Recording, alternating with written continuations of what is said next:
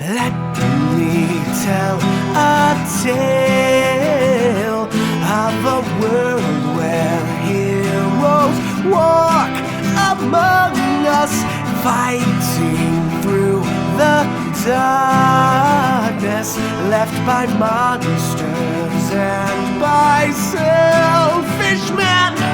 A tale of glory rent asunder, sacrifice and battles lost. Our heroes know not what awaits them, and still they carry on.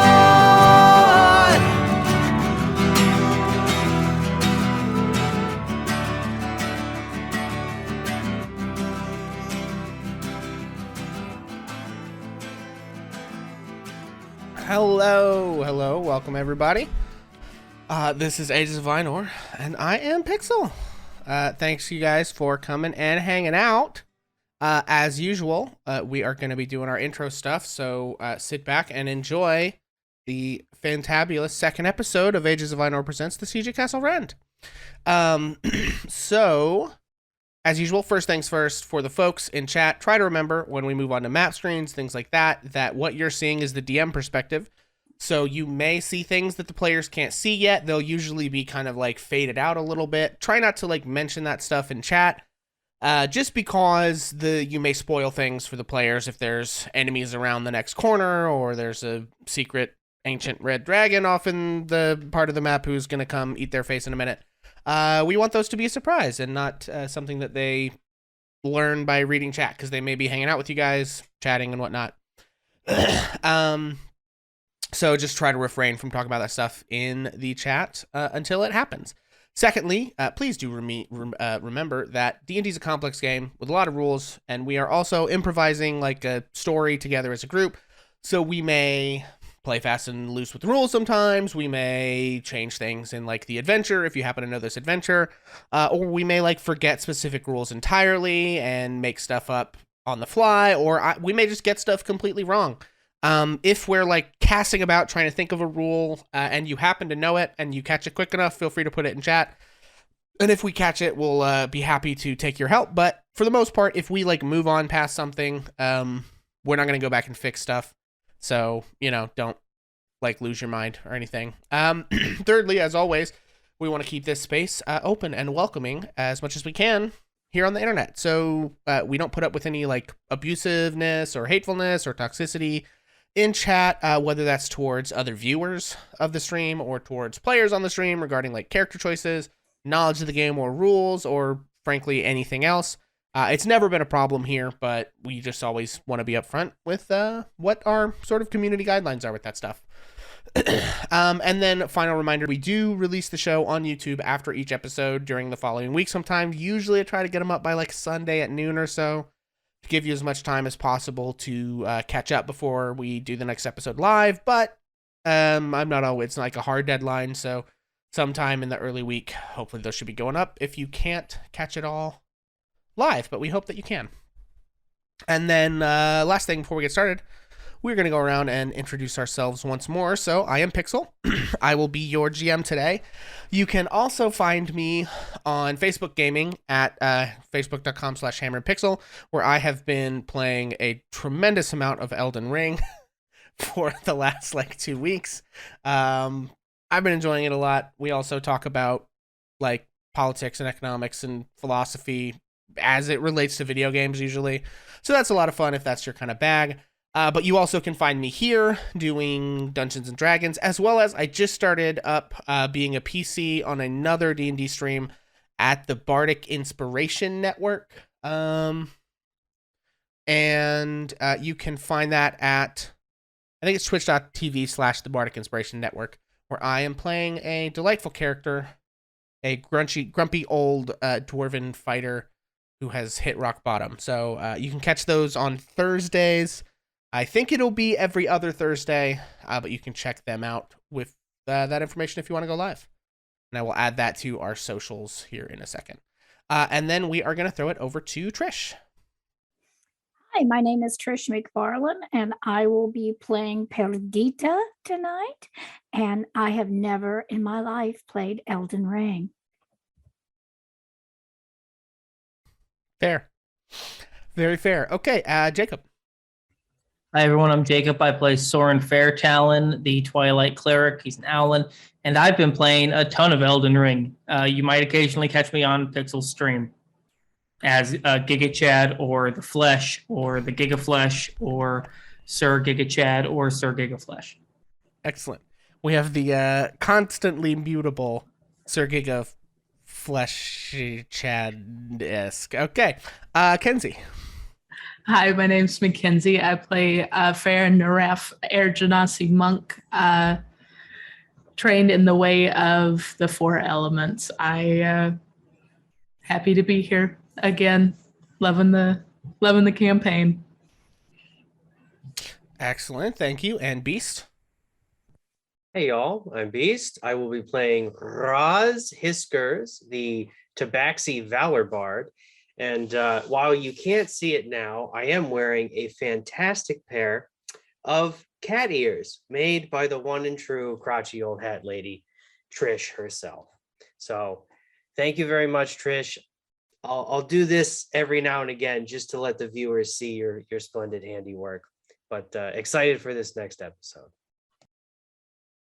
Excellent, thank you. And Jesse.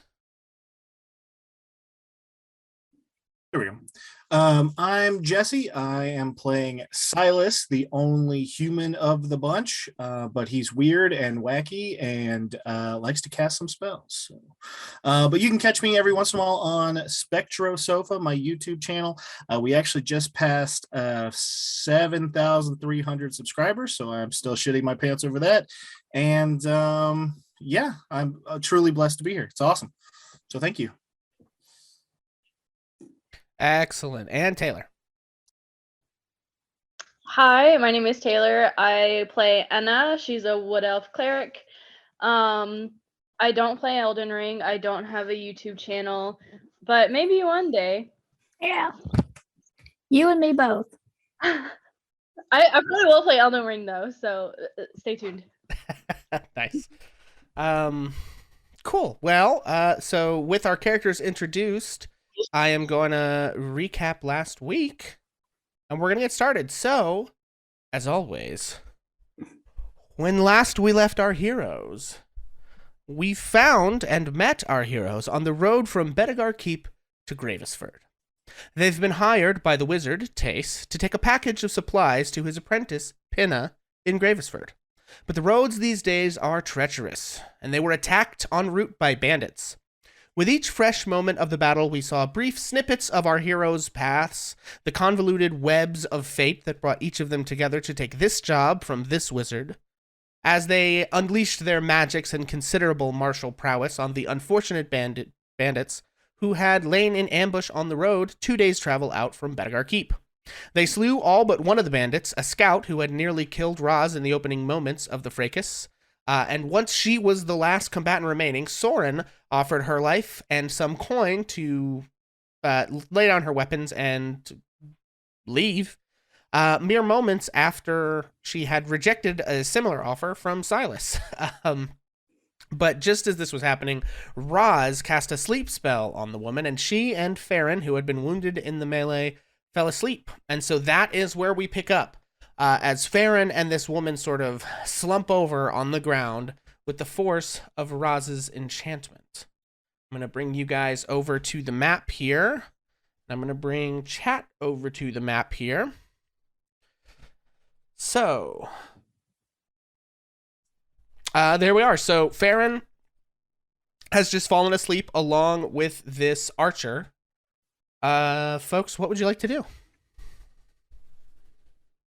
Soren makes a move to calm the horses if they're I assume that they're kind of freaked out. Yeah, they certainly are. Make an animal handling check. Anybody else? Are we in initiative at all? We are currently out of initiative. Okay, I'm gonna hold my saber up to the woman, but do a circle around and kind of just pat Farron on the back and kind of ease her awake. Okay. The nat 20 for the animal handling. Good Nice. lord. Oh wait, I Off forgot to a next- great start. There's our toasty. That's about Okay. the calmest horses I ever seen. Yeah, so the horse, because one of them I think had even been knocked prone by something. So yeah, the horses have been calmed down. Soren is able to get them under control. And Silas goes and wakes up Farron. So Farron, you come back to consciousness, having been slumped over on the battlefield. And you can see the woman still in front of you. What does anyone else do? Perdita is going to move towards all of the dead people, and she wants to check them out. And she wants to know from the DM, does she recognize anyone? Yeah, make a perception check for me.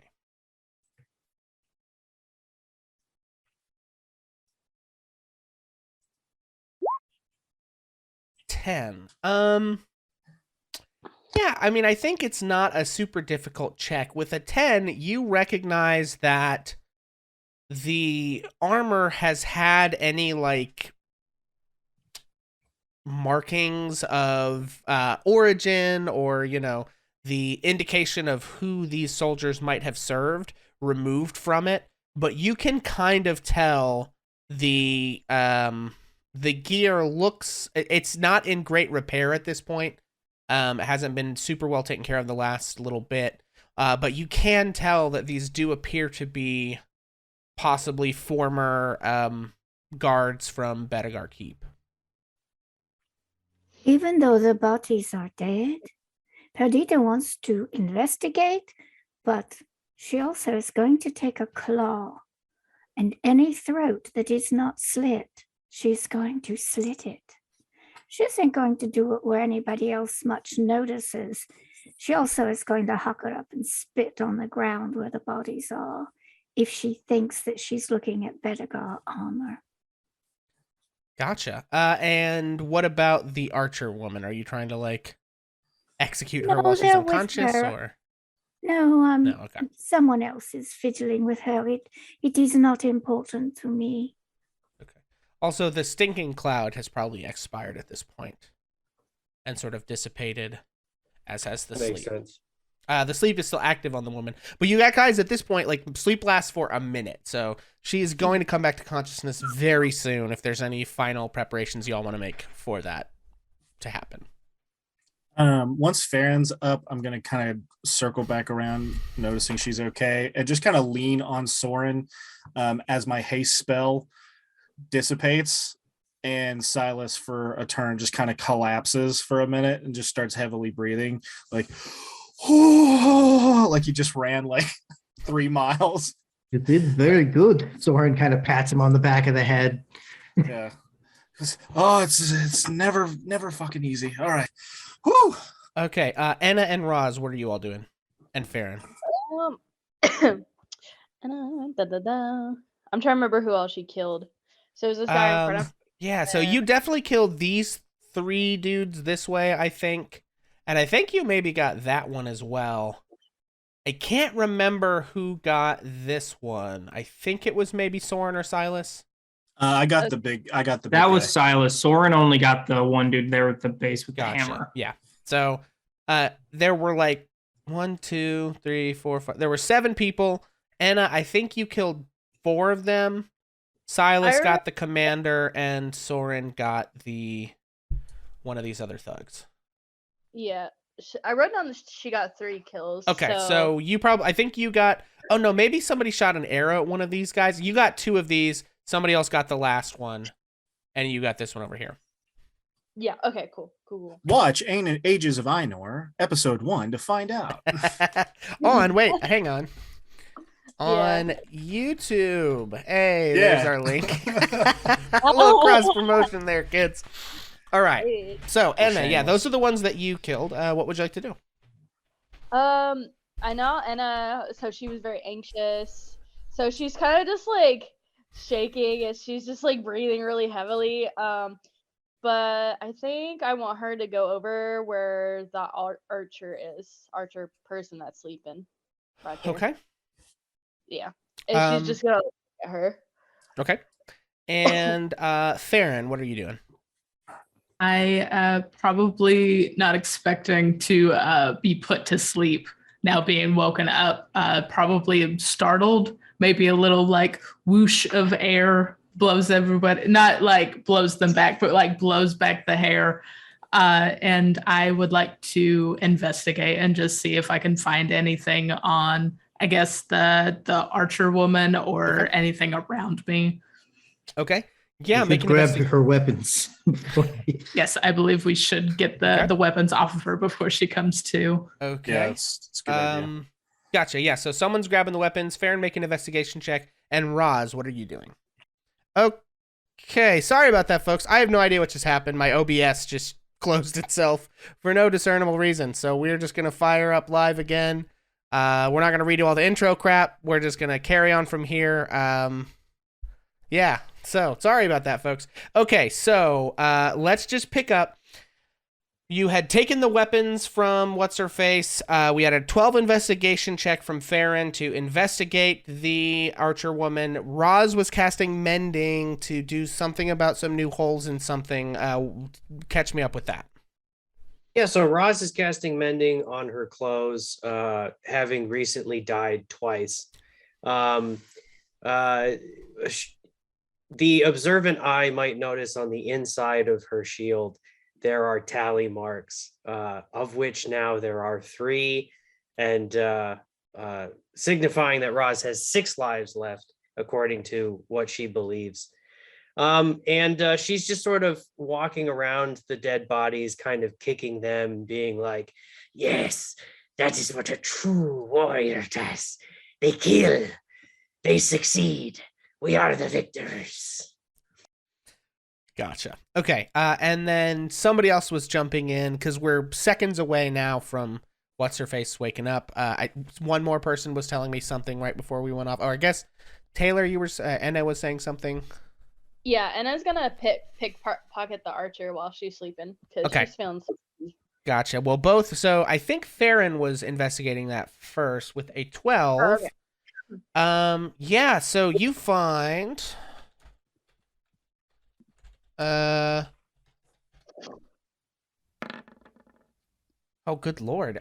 You find about 8 gold and about 7 silver, Farron, in a pouch. You don't find any, like,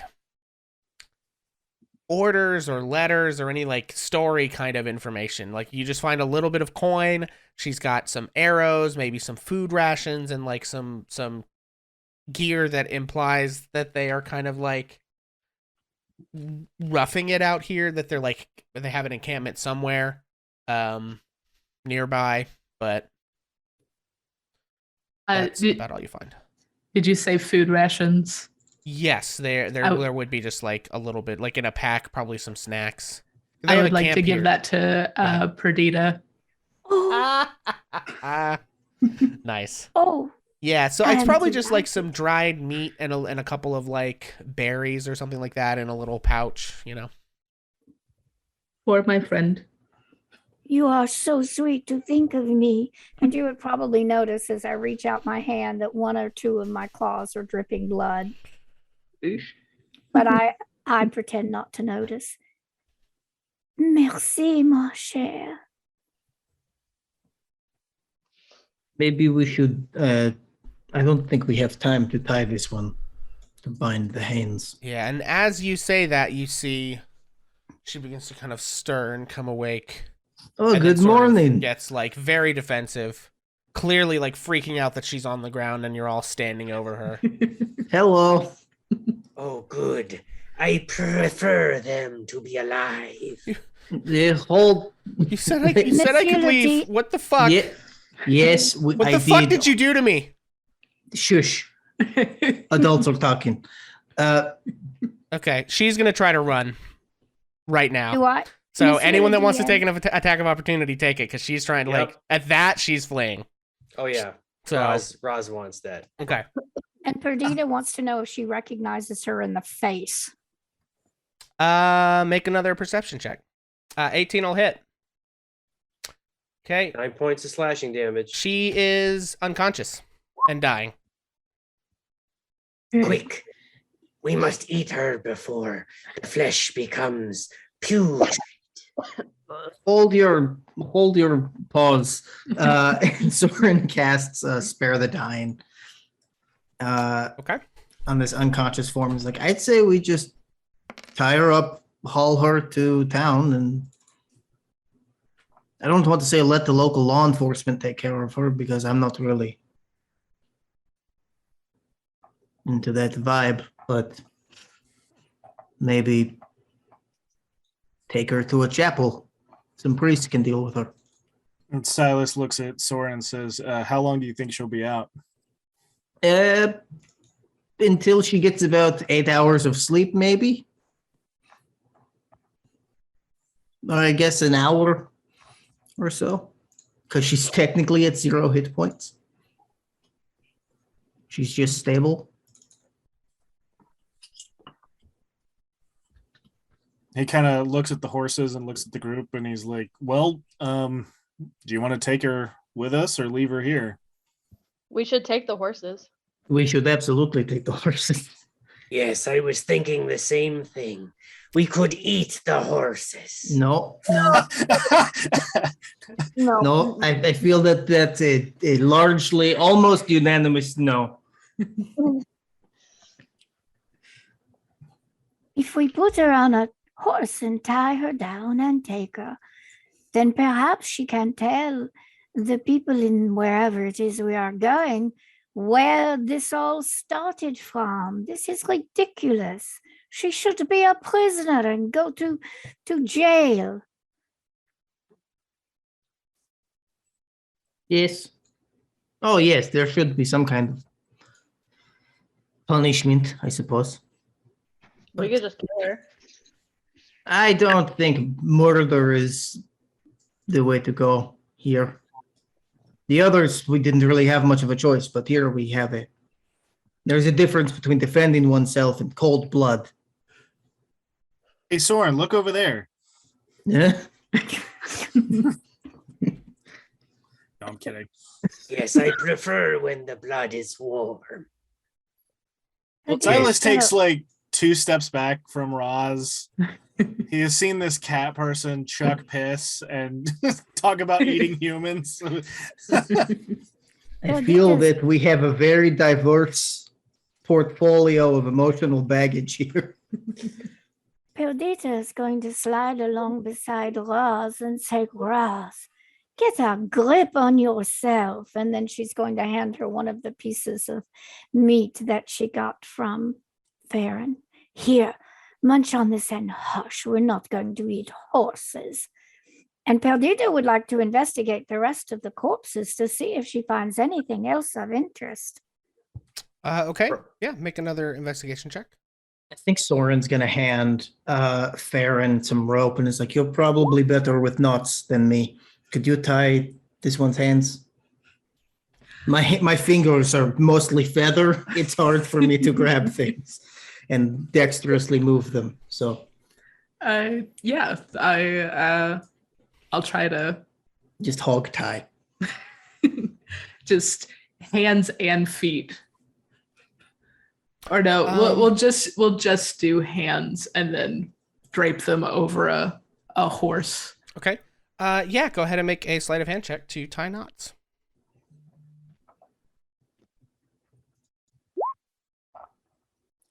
17. Yeah. 17. So, you tie some pretty good knots.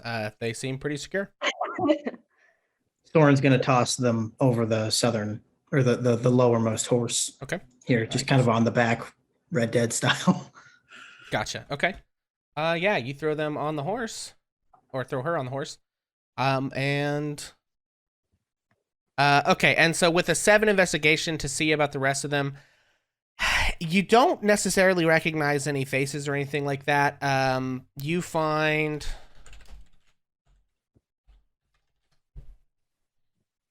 Hang on one second. You find about 17 more gold and about 8 more silver altogether combined on all these folks.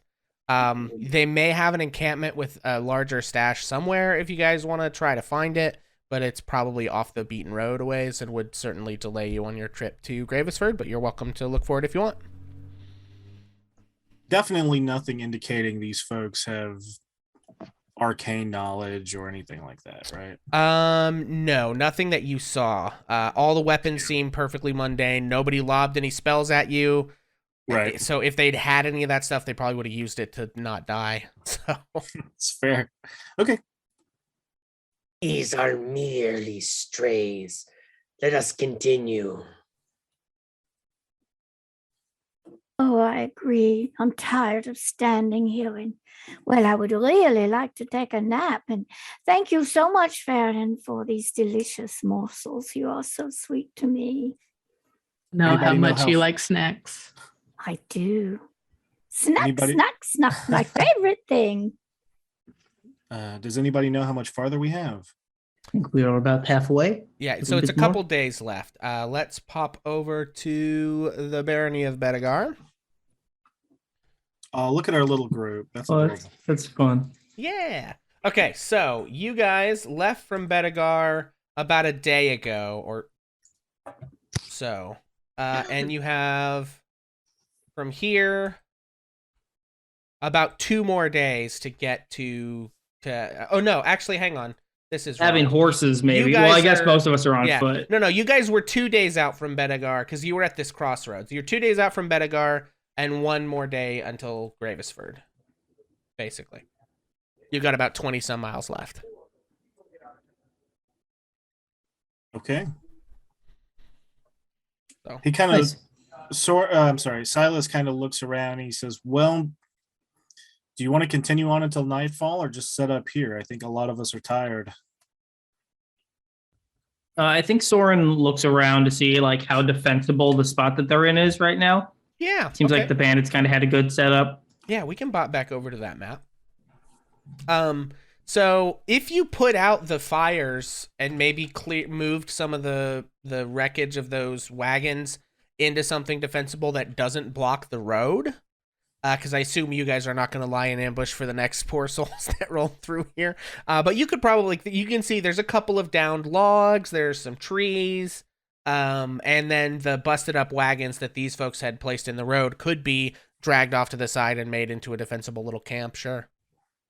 Right there in that little copse. And Soren points out a little bit further east to this little like spot, but this little clearing between the bushes and the trees. It's like that Yeah. would give us good cover. Silas says, "Are we going to do anything with the corpses or just leave them to freak out the next people coming by?" Oh, I'm going to bury them before setting up camp. We Okay. could leave one fire and just, well, burn them up. You wouldn't have to dig. It's very tiring to dig holes in the ground. I agree. We should cook them on the fire. Raz, You have a very strong passion for eating sentient life. If you do not consume your enemies, what would you eat? Berries, squirrels, This is rodents. pet food.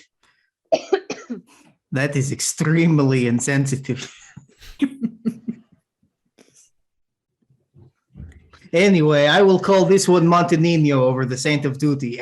And Soren pets the southernmost horse. You will be called Montenino. A delicious name. I'm sorry, Montenino? Montenino, the Saint of Duty. Saint of Tutti? Duty. Duty, okay. D-U-T-Y. Call of Duty. I'm sorry. it's very hard for you to say your words with that beak. It is. This accent is not good with the beak. It doesn't work. Well, let's burn up all the bodies and take a nap and eat our dinner, all right? Yes. Silas Smoked walks- meat. Silas walks up to the other horse and says, "Well, I'll name you Stinky." Just starts petting him. Stinky. Montenino and Stinky. What a pair. Incredible. Okay, cool. So you guys, we can swap off the map now. Yeah, so you guys start to set up camp. It probably only takes about an hour to like tamp down some of these fires and move the remainder of the wreckage. It will take quite a while to dig graves, or you could light a pyre and burn the bodies. I guess just let me know what you're doing. I am very much for pyre. Let's But- burn them. Yeah, fire will work. Okay. And yeah, okay, so you guys start to put a pyre together.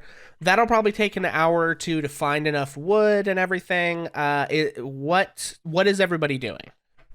Who is involved in pyre making? Who's involved in camp setting? Like, what's the division of labor and everything? Well, Perdita says she's going to go help set up the camp, but she actually goes over and sits down comfortably, kind of goes around in a circle a time or two. And well, then she starts to have a bit of a snack and she takes a little nap. Okay. She's really tired. I think Roz will actually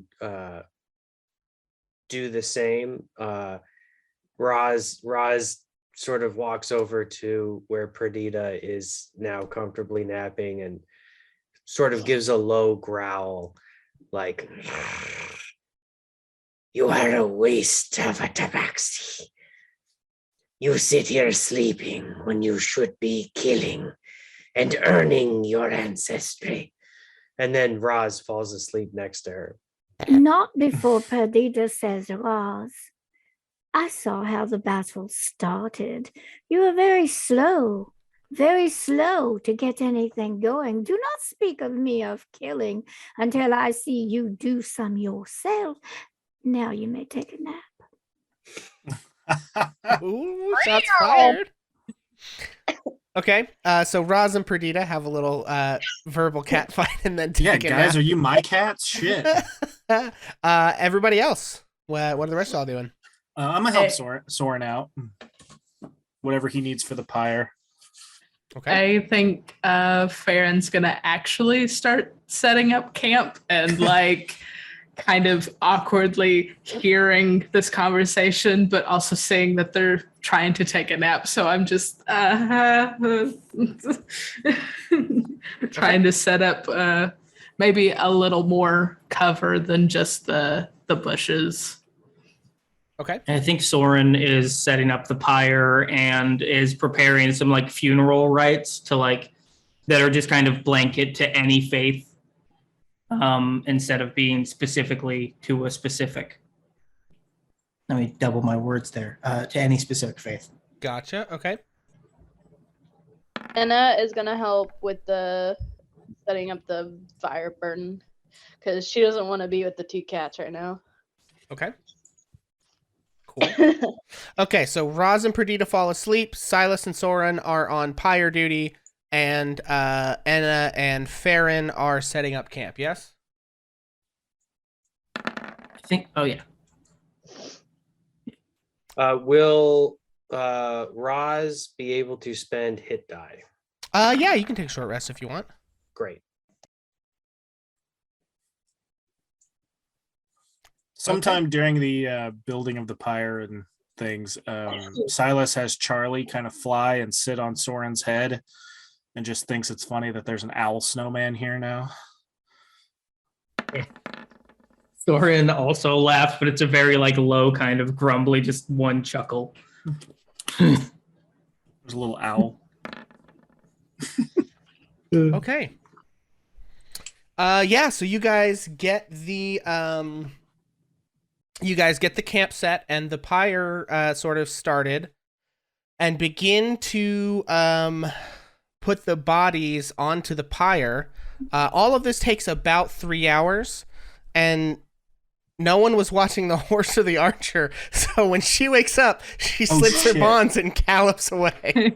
Oh no! So, Come on, Taco. so we forgot Montanino, about the Saint of Stinky. Duty, and the archer, they Montanino, yeet themselves no! off into the distance and there goes- vanish. Is there any time to cast a magic missile?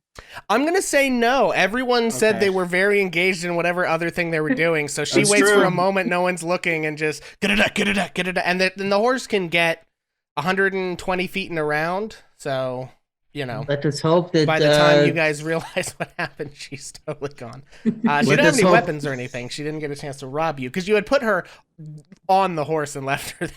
That's true.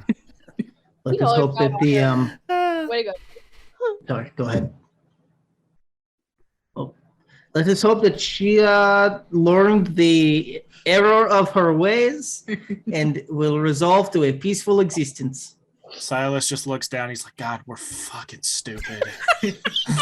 I'm sorry. I had to do it. I tried not to Yeah. lead too much there, but I was like, And if she does not, oh. may she suffer for eternity. Okay, so you guys set up you finished setting up camp. You've set up your pyres, and the bodies are burning on the pyres at this point. Is there anything anybody needs to say or do as you guys set up camp? And then we'll deal with watches here in a minute. Now I'm just gonna make sure Stinky's set up so that he can't get away. Tie him to a tree. Okay. Well, Yeah, at sure, least we we'll- have one horse. I see. Yeah. Yeah. I Okay. think Roz wants to seek out Farron. So Roz is going to wake up after a nice, brisk 3-hour nap and approach Farron, now looking a little bit healthier and more alive than she was previously. I see you are trained in the way of the 4 elements. Yes.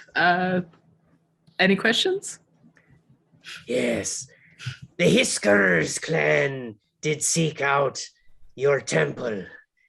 We were refused, but we admire your martial prowess greatly. Why, tell me, do you associate with pets? You are clearly above this rabble. With pets? With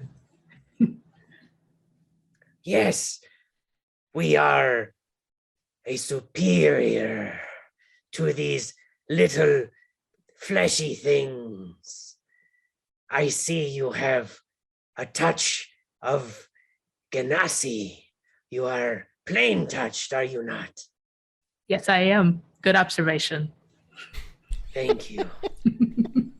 My eyes do see brighter than the sky. Perhaps you could teach me the ways of your floating feast. Or Oh yeah, the absolutely. the 5-clawed death strangle. We learn more for self-defense. So maybe not a death strangle, but I'd definitely be down for a couple of sessions, teach you a few things. It'd be fun to get back into that. I haven't trained in a while. Wonderful. I cannot wait to learn the decapitating kick.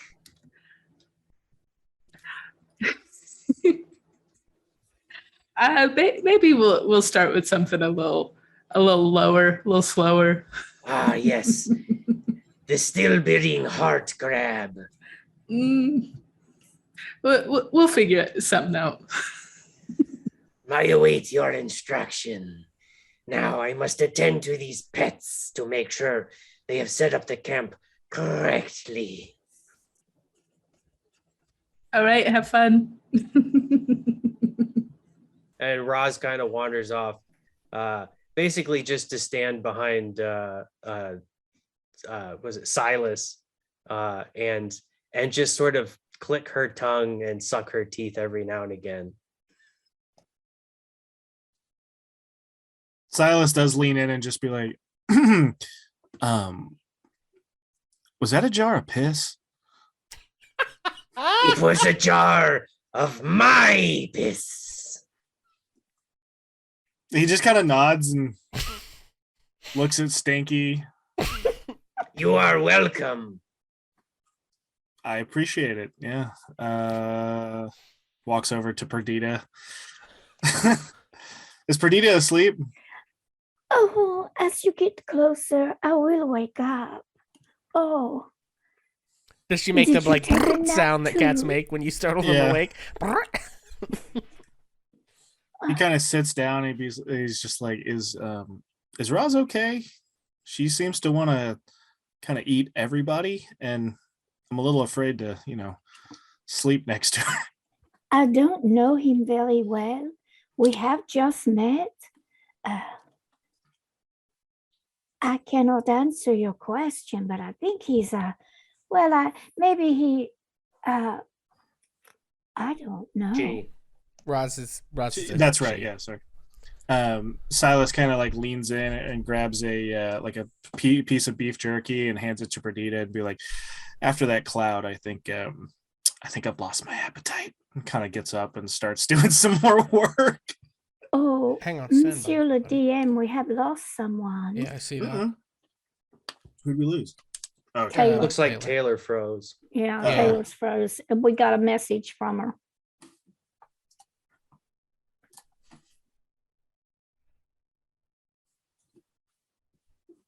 Hang on, stand by, everyone. Some technical difficulties. Okay, well, sorry about that once again, everybody. God, this has been a stream full of nonsense technologically so far. But we are back once again. And you guys, you guys are taking a rest. I believe Silas had talked to Perdita about how weird Roz is. What else? I forget what else was happening before Anna got yeeted by the internet. Well, Roz, I guess, talked to Farron. That's right. About Farron's martial arts training, the way of the four elements, and then proceeded to micromanage Silas. And Perdita is sharing with Silas that she doesn't know Roz at all, but that is eating people is not something that Perdita does. When Perdita notices that there's only one horse, she's going to look around and say, what happened to that scout on a horse? Where is she? Did you kill her, Roz? Did you kill and eat that poor archer lady? He took Saint Montanino, the saint of duty, and rode away. Oh. Yes, all I have had is this desiccated morsel. What you call jerky. Well, I thought it was very tasty, but Roz, don't you have some food of your own? It I rode always away thought- on a horse. Oh, Do dear. cats not eat like rodents too? Like you eat mice. We are I in eat mice. an open field. There I are like no them mice. better if they're cooked and you cut the little tail off, but yes. But what if that person brings everybody back? Oh, Are we good. smart to stay here? Then we shall die in glorious battle. Silas, have you ever worked with a smokeless fire? Like a smokeless fire pit? I know that can be done, but I don't know how. I don't think so. I can certainly set things on fire, but it's always had smoke. Well, in the desert, to conceal our position, we make the smokeless fire. I will show the pet how to do it. Come, pet. And Roz gestures to Silas. Oh, me? Okay, all right. No, I don't appreciate it that she keeps calling us pets. I think it's just me. You are the only human. That's true. It's kind of an Uno reverse card. I will learn. Okay, Roz, make a survival check because you're not in the desert and you don't have access to the types of brush that you're used to. Yeah. So let's see if you can improvise a effective smokeless fire. 6. It Ooh. is the smokiest, wettest, sap-smellingest fire. It hisses and crackles. It is and all your pops. fault, pet. Does me You gathered the wrong wood. does me helping them give them advantage or disadvantage? I think I'm just gonna take the 6, honestly. Yeah. Okay. You know, I think It's fine. yeah. So it's just, again, you're used to this, like in the desert, it's just this really dry, like any plant that dies immediately gets super dried out by the arid sun and all that. So here, like there's all this plenty of fallen branches and stuff, but a lot of it is just like green and soaked and wet and crackly. And so it hisses and snaps and pops and puts out a lot of smoke. This is your fault, pet. Yeah, okay. Bah. If we were in my home deserts of Corsair, this would not be an issue. I'm And gonna Roz, I'm gonna lean over the fire and just kind of press the digitate a little bit just to try to kind of like clean up some of the mess that we might have made. Just kind of make it look nice. It's probably not gonna help anything, but yeah, Roz has just been like stuffing like green fresh shoots and like the ends of like wet, damp, leafy branches in the flame. Ah, this does not work. yeah. Perdita And is look. go ahead. Oh, excuse. I was just going to say, Perdita is looking around the group to see if there's anyone who is not messing with that fire and looks like they might be reasonable to talk to. I don't know. Does anyone look reasonable to talk to? Well, probably anybody but Ross. I don't think Soren is like messing with the fire. Oh, sorry. Go ahead, Anna. Oh. Anna gets tired of doing the fire because she just sees like the interactions. She just like, yeah, no. So she walks away. So she walks up to Perdita. Says, "Hey, kitty cat." Hello.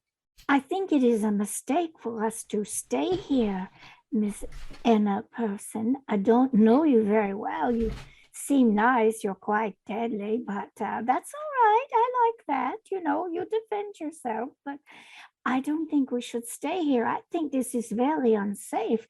And obviously those two bozo people over there don't know anything at all about how to control a fire. Do you think we should go? I think we should go. I think staying around here maybe isn't doing much for us. What time of day is it, DM person? Well, it was not that late into the day when you had this attack. It was probably middle of the day, early afternoon, something like that. It's taken a couple of hours to do the pyre and to move the, to put out the wagons that were busted down and kind of drag them over into a defensible position for this camp. So it's probably approaching dinner time pretty quickly now. Okay. Miss Anna, I'm going to go talk to that bird, and I would like to talk to our one human also. Do you think we could get everyone together for a little chat and a plan about what we're going to do? We don't seem to be very organized. I'm going to go ask that owl person how he is at a reconnaissance, which I can do, but I hate to because it just makes me more tired. But I've had a nap. See if you can gather that human person, Silas, and let's have a bit of a chat about what we can do next, all right? All right, deal. Berdita is going to try to gather up anybody who will be gathered to have a discussion about what we should do next. Am I successful? As Perdita approaches, Silas is just kind of like mumbling under his breath and cursing at the fucking smoke in his face and just fucking god stupid. I told her it wasn't supposed to be green. All right, anyway, sorry, Perdita. What? Let's all get together for a little chat. Although actually, Silas, I was sending Anna for you, but that's all right. Oh, I'm Anna sorry. can go get the owl person. We must plan, and I'm very sorry about the pet thing. You know, you may just have to smack her on the snoot. She won't like that. You can try that, or, well, I'll be honest, it drives us crazy if you blow in our faces. Roz is mumbling. Perhaps it needs to be wetter. Roz, give it up and come here. We have to talk about what we're going to do next, or we're all going to get dead and someone will be eating you, Roz, instead of you eating them. Come along. Fine, I will lead you. So Yes, I've seen your leading. Okay, do we gather everybody up? We are a cast of characters. Yeah, sure. I mean, unless anyone says they would prefer not to be gathered. Thorin runs away into the night now. Good move. Good move. Thorin Thorin. gets around the fire. Do you have the owl on your head when you run away? Yes, we are now best friends. Yeah. Maybe lovers? No, no, that is not a sentient animal. That's illegal and gross. Well, technically, it's fake. Never mind. It's fine. If it's a familiar, then technically, yeah, I guess it is. Kind of me. So anyway. So you're gathered around the fire. Someone who wasn't paying attention let that archer person get away. So I think we are not safe to be here, and we should go into the night and try to get closer to this town. We're not being very organized. I'd rather take a nap, but I think we should go, and we should go now. We do have one horse. We could have one person on the horse asleep while we walk so they can get their rest. Maybe Farron. They were pretty roughed up in the fight. Do you think these woods are more dangerous at night? It might help us out to stay in a position where you can defend. That is a good point. I am quite skilled at existing in the dark. So if anything, I can maintain the watch. And I think Soren starts to loosen some of his armor, not quite taking it off entirely. He's like, if I take this off, I'll be able to get airborne and keep an eye out. I can send Charlie with you too, and we can both watch.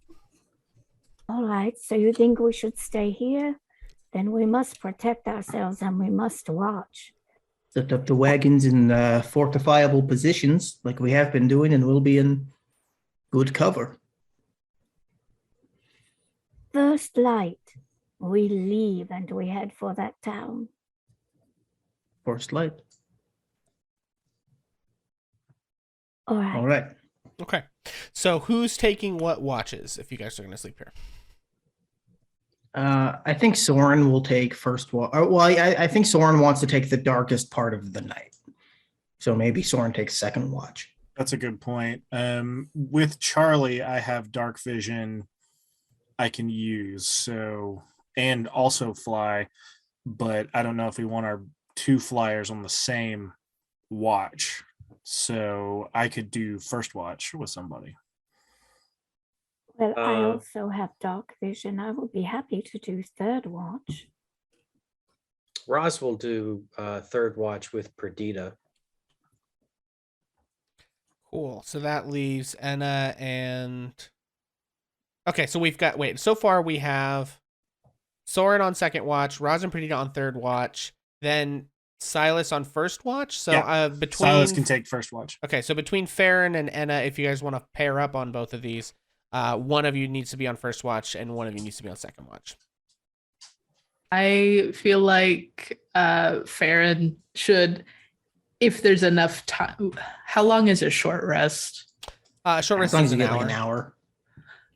Yeah, because I am one good hit away from being down, so I feel like a short rest would be. Yeah. Well, there's been ample time because you guys finished with the camp making several hours before nightfall. So in between like cooking and eating whatever rations you're going to eat and yada, yada, yada, there's ample time to get a short rest in there before nightfall.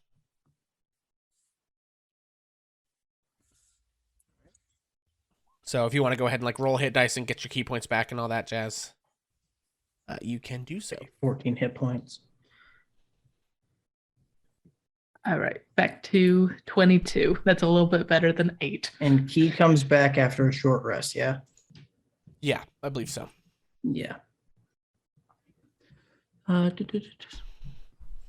You're so smart about everything, Monsieur Yeah, D. 30 And minutes. do tabaxis need 8 hours of sleep? We Yes. do, yes. Yeah, I Perdita think the actually only needs current race in 18. D&D that does not need 8 hours are at full elves. And technically Warforged go into Sentry's Rest for 8 hours where they're awake and coherent, but they don't move. They're in like but that's a whole other thing. We don't have any Warforged in this party, so we don't got to worry about it. Okay. How many hit die do you recover on a long rest? Half of your level's worth rounded down. So if you've spent 5 hit Got die it. during the day, you're all level 5, you would get 2 back on a long rest, 2 back on the next long rest, and the remainder on the third day. And how many are we allowed to spend on a short rest and long rest? Well, you on a long rest, you just get all your hit points back, no hit dice spent. Gotcha. You regain half of your leveled rounded down, and then on a short rest, you can spend any number of hit dice you have remaining. You know, you can spend none, you can spend all 5, you know, if you have Got all it. 5 available, so on and Alright. so forth. Thank you. You're welcome. Okay, so, did we decide who's on first watch then? That leaves Silas and Enna. Okay, cool. All right, so Silas and Enna are on first watch, Soren and Farron are on second watch, Roz and Perdita on third watch. Would I guess first things first, I'm gonna roll some dice.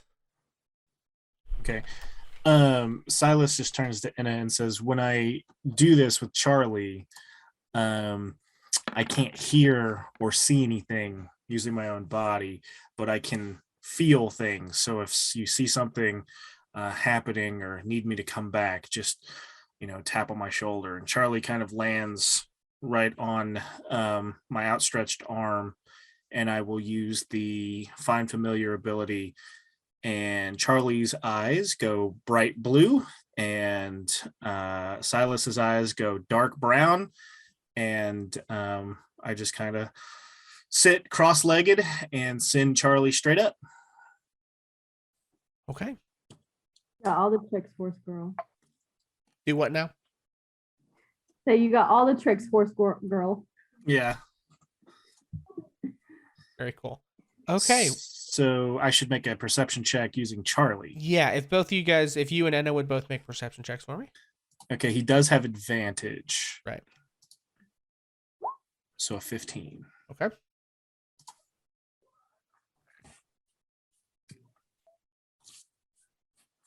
Or what did I do? 22. 15 and 22. Nice.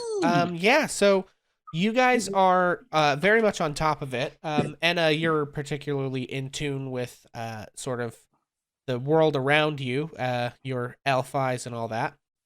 And it is actually a pretty uneventful evening. You can hear sort of like the crickets sort of chirping and things like that, like the sounds of the nighttime in the field here happening, but you don't hear anything out of the ordinary. Nothing comes and attacks you. Everything is pretty chill.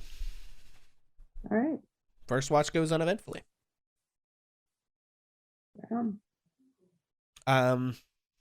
So unless there's anything you all want to discuss whilst on first watch, that brings us to second watch.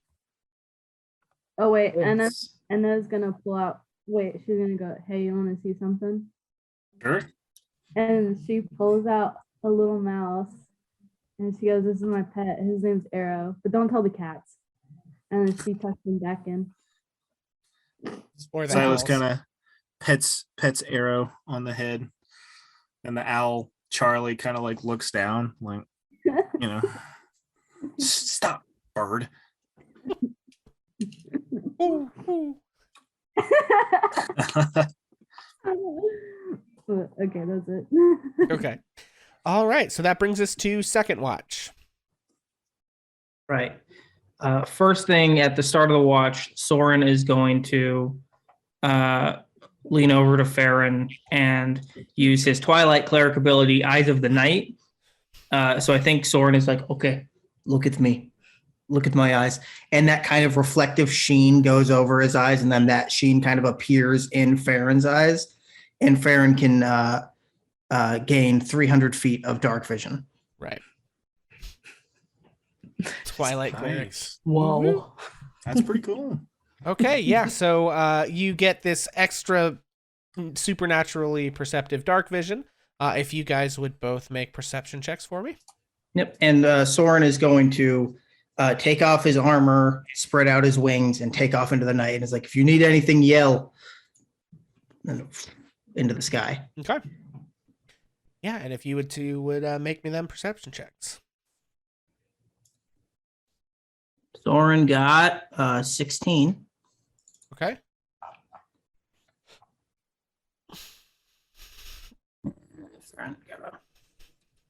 I got a 6. So Farron, I think you're distracted by this new vision. It's like because like you can see this crazy level of detail of like every blade of grass at night, which you just and it's such a foreign way of seeing the world, right? Because normally it's like you rely on light, but you know that there's no light, but you're like seeing this stuff anyway, and it's very trippy. So you're very distracted by all that. With a 16, once again, Soren, you're used to this.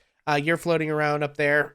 And you can see that you guys are far enough away from Bedegar that, and you're just outside of Gravesford. You can kind of see off in the distance a ways, like the rolling farmlands of Gravesford a bit, because most of the farms of Gravesford start back up the road towards Bedegar. Like that's where the farmland kind of is situated. And slightly because that's more defensible territory. But there's basically nothing here. You don't see bandits approaching or anything like that. You just sort of, everything is chill in the countryside. Just to be safe, Soren casts see invisibility while he's up there on himself. Gotcha. Yeah. And no invisibility either. Beautiful. Yeah. All right, then yeah. Soren touches down at the end of his watch, puts his armor. I guess he doesn't put his armor back on because he's going to sleep. But nods to Farron and is like, good watch. See you in the morning. And kind of cuddles up with his book, with his holy text. See, does he like put his head under his wing or whatever? Like yeah, Soren climbs up into a tree and like sits there on one of the branches and just kind of huddles and closes his eyes. Okay. I think even though their watch is technically over, if I still have that vision, I probably stay up for a little bit longer, just looking around. And yeah, let's see how long that lasts for you. I think it only lasts an hour, so I think Soren actually has to come back down and do it again halfway through the watch. Yeah, shared dark vision lasts for 1 hour.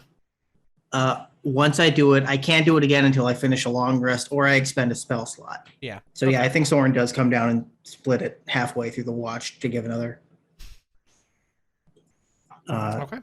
go of it before he goes back to bed. Yeah, and so it actually probably does end up petering off just as the watch is ending. Then Farron just goes to sleep. Okay, and I'm assuming some of you woke up the cats before. Yeah, I think Yes. Roz was probably lounging in a tree branch as Soren climbs up and perches. The rustling of the tree branches actually shakes Roz awake for the third watch. And she, of course, goes to hops down, lands on all fours, and goes to find Perdita, who she assumes is asleep so deeply that she will have to be woken up. Yeah. So Perdita, Roz comes to wake you up. Wake up, house cat. We have work to do. All right, Roz. Well, I'm going to check on the horses first and do a little reconnaissance around the fire. And this place, but Raz, I must speak to you for a moment. You must not call Silas a pet. That may be acceptable where you are, but it hurts his feelings. And I think, based on what happened yesterday, we are a team. And you must not be trying to eat or be mean to your teammates, Ross. This is true of every army and every group that fights together. There must be trust. You must not be foolish, Roz. You must be very wise. Besides which, it irritates me and keeps me from sleeping well. I don't like that. Do you have any of that meat left that I gave you? Roz takes out a piece of jerky with a single bite in it. Here, eat your pet food.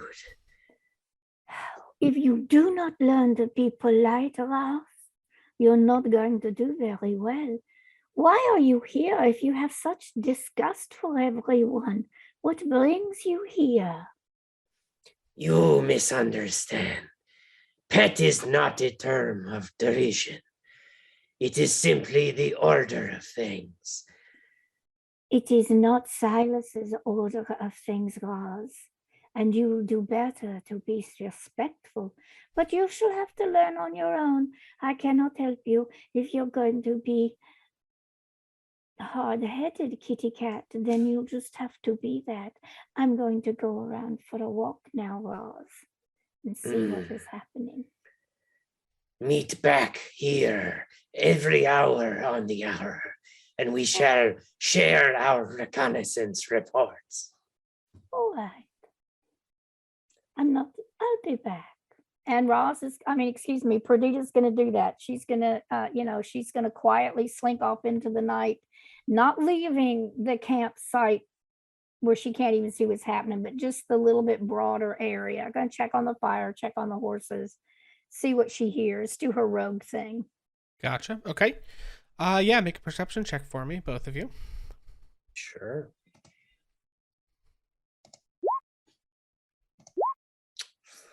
$19. Gotcha. Yeah. Yeah. So you guys are sort of, well, so Perdita is pacing around, looking at things. How does Roz take watch? Well, after Perdita walks away, Roz sort of stares into the fire a little bit. The customs here are not like they were in my homeland. I will have to continue to listen and learn the ways of these backwards people. They have not heard of the Hisker's name, but who else will teach them but the last of the Hisker's clan? And Roz, after pondering just slightly, will wander sort of in the opposite direction that Perdita does, to sort of do like a clockwise rotation, sort of like a 12 and 6 rotating around the camp. Okay, cool. Yeah, so you guys sort of take that last watch, and by the time everything wraps up, you've had, I guess each of the watches is about 3 hours long, because if there's going to be 3 watches to get you through an 8-hour rest, then you're going to have to take, 3 3-hour watches to get there. So sun is beginning to rise on the next day, and you guys are going to reach Gravesford today. So, yeah, you basically get up in the morning. This watch also passes uneventfully. And you make your way to back on the road. Is there anything in particular you guys are doing as you're like breaking down camp? Or do you guys just kind of as quickly as possible get on the road? Roz does want to kind of towards the end of their watch to sort of be there when Silas wakes up. Oh, thank you. So many cats. He just got So is Silas in a tent or escarpment of some kind? I don't have a tent or bedroll in my pack because that's just not who I am, I guess. Yeah. So I think Silas is probably sleeping either on the ground or using Stinky as a pillow. So yeah. Roz is gonna kick Silas's boots to wake him up. Yes. It has been brought to my attention that you do not prefer to be called a pet. What then is your preferred address? He's just wiping like boogers and shit out of his eyes, and Silas is fine. But just I mean it's okay. I mean, he didn't offend me, but it's an odd turn of phrase, I guess. How could you be offended by the honor of being our pet? Okay, now it's starting to feel a little offensive. So Silas is fine, but thank you. Henceforth, I shall address you as you prefer, Silas. Come, we have much work to do and a day's journey ahead. Silas kind of directs Charlie to kind of sit right on Roz's head. Yes, keep the sun out of my eyes. Very practical. Wow, I think this is the first thing that Roz doesn't want to eat. No, too many feathers and bones. Oh, makes sense. And then he's gonna go over to Stinky and pet him. Because he really likes animals. Gotcha. Yeah, so you guys break camp.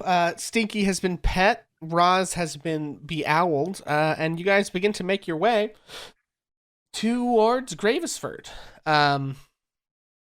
The remainder of the trip is uneventful.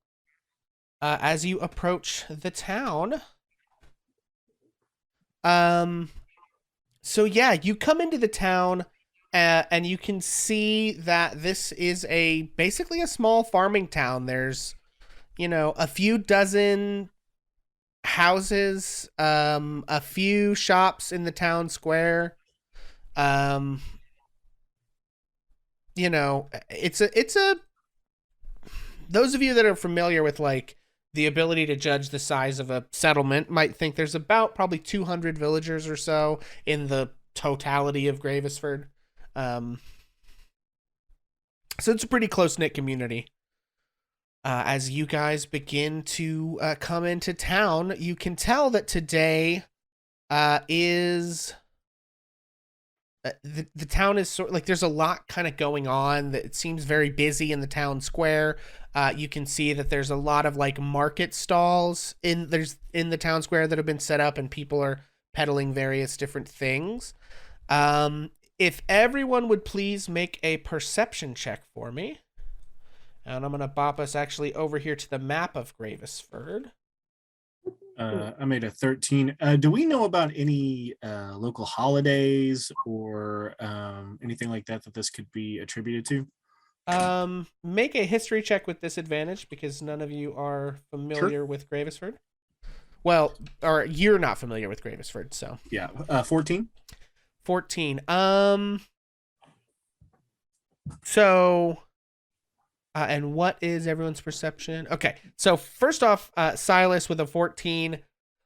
14's not bad. A town like this, you are pretty sure this is not like a festival or anything.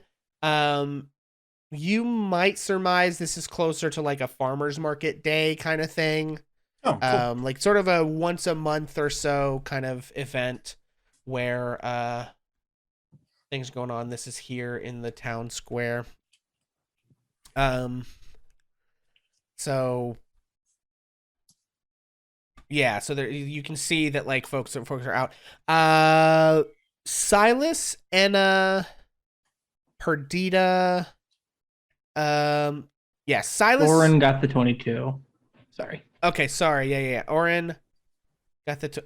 Oh, okay, yeah, okay, sorry. So Perdita, Oren, and Anna, you all notice that your band of adventurers here, you're attracting a lot of like notice from the villagers.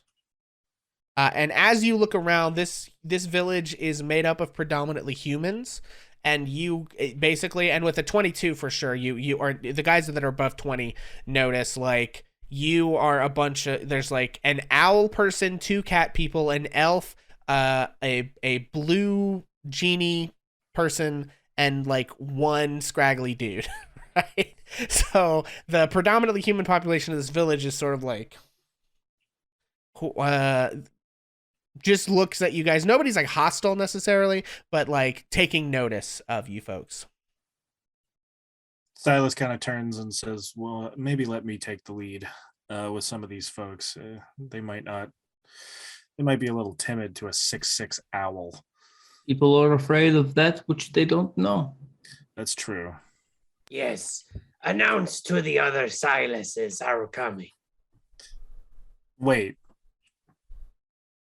And Silas just lets it go. Okay, so you guys kind of walk into the center of town here. What would you like to do? There are market stalls, there are buildings and things. You know, your goal is to find Pinna and deliver. Your like big goal is to find Pinna and deliver these supplies. But I don't believe any of you have been to Gravesford before. Really, I think any of you folks that came to Bedegar by way of Blackbottom would have actually traveled through Territon rather than Gravesford, which is the other on the other side of the Forest of Rend is another small town kind of like this, and it would be the more southern approach to Bedegar Keep, and therefore the more likely one you would have taken. For those of you who came here by way of Blackbottom, and those of you who came from the north went straight to Bedegar Keep because it's the northernmost part of the barony. So, Perdita is immediately going to reach into her pocket and take out her 10 copper pieces and her 4 silver pieces. And then she's going to walk around the different markets that have food. And she's going to hold her money so that it can be seen, so that the vendors know that she has money. And she's going to look at the food. And she's probably going to buy something from anyone that will sell her anything. Does she find food? And there's one thing she's looking for in particular, Monsieur le DM. Does she find it? yeah, okay. So, go ahead and make an investigation check for me. Can Roz attempt to watch what Perdita purchases to eat without being seen? Sure. Make I guess start with a stealth check, Roz. 19. Okay, and Perdita, make a perception check. And I'm gonna say make a perception check with disadvantage because you're not really necessarily looking for being watched. Okay, now wait. You asked me to do a perception check, and I did, and I got an 8. Yes, and I'll come back to that. Okay, but I'm not satisfied with that 8, and I'd like to not leave it alone. Okay. I'd like to use my inspiration to roll it again. Gotcha. Yep, go ahead. So do you want me to do that first then? Sure. Okay, sorry. No, that's fine. Oh, shit. Oh no. I mean, rip. Merd. Okay. Okay. So now you want another perception check? Yes. Or did you say stealth? So Roz is trying to follow you and watch what you buy to eat. Okay. Without being noticed, and you are making a perception check with disadvantage to try to. Okay, 5. And gotcha. there's my 18. Damn it. Yeah, well, but with disadvantage, it's a 1 because you're focused on buying food. You weren't. Yeah. So. Yeah. Yeah. So unfortunately, you do not seem to be able to find the thing that you're looking for. but there almost any other kind of food you can normally imagine is here. There's, bread and cheese and meat and various kinds of I think that I foods. would buy very much cheese and some beef rolls if I find them, and maybe some milk to drink. And I would probably spend all 10 of my coppers just buying food from the vendors. Okay. Yeah, so you get an assortment of various different things for 10 copper. Just like little one, serving little like food stall things, samples and whatnot. And then I'm going to go find a place to sit in the shade and I'm going to eat them all. And While everybody else does Sorry, go what ahead. they want. While everybody does what they want, yes. And then Roz, you've made your stealth check. Make me a perception check to see how well you can track what it is that 17. Yeah, great. 17. So you clock pretty much everything that Perdita is buying to eat. Yeah, so Roz wants to, after Perdita has gone to each stall and purchased a foods thing, Roz, now believing that it is safe for Tabaxi to consume, will follow behind, purchase the exact same thing, and then bundle it up in a little knapsack for rations. Roz, make an insight check for me. Sure. 4. 4. Okay. Cool. Okay, so the two Tabaxi begin to sort of stock up on food. What about the rest of everybody? Silas is looking specifically for anybody who may be selling books. Okay. If there's a general store or even like a miscellaneous crap store. Yeah. Okay. Gotcha. And Enna, I heard you begin to speak up while Enna tells me what she's doing. Silas, please make an investigation check. Enna wants to go up to just any stalls, just that has like whatever they're selling, not food, but like other stuff. Okay. So Enna's going up to a random stall. Silas, so that is a 9. You have inspiration if you'd like to try something else. Can I use my inspiration to take the 19? No, unfortunately. Okay, that's fine. I'll I'll use it anyway. Yeah. Watch this sexy natural 2 coming in. Mm. No, it's a 27. Okay. So you look around. You look around. You quickly determine with a 27. Yeah. None of the farmers are really going to sell any books. The general store might have like a farmer's almanac kind of thing, but nothing other than that really. You do clock there is an odd looking stall that appears to be on closer inspection Pinna's stall. She's a wizard's apprentice, but there's no stuff in the stall, and there's just a little sign there that says out playing, find me, look for the hat, otherwise visit the shop after market. But you can tell by the design of the stall that it is like the wizardy stall, but it's just currently, she seems to have abandoned it. Basically, there wasn't anything to sell to the folks at the moment, and so she's left a note. Okay, I would like to just kind of look at the stall and around the stall. I'm not trying to like take anything, but I was like, it says out playing. Is that right? Yes, playing. Yeah. Is there any indication as to like where she might be? Like, is she in some field or like? Yeah. I okay.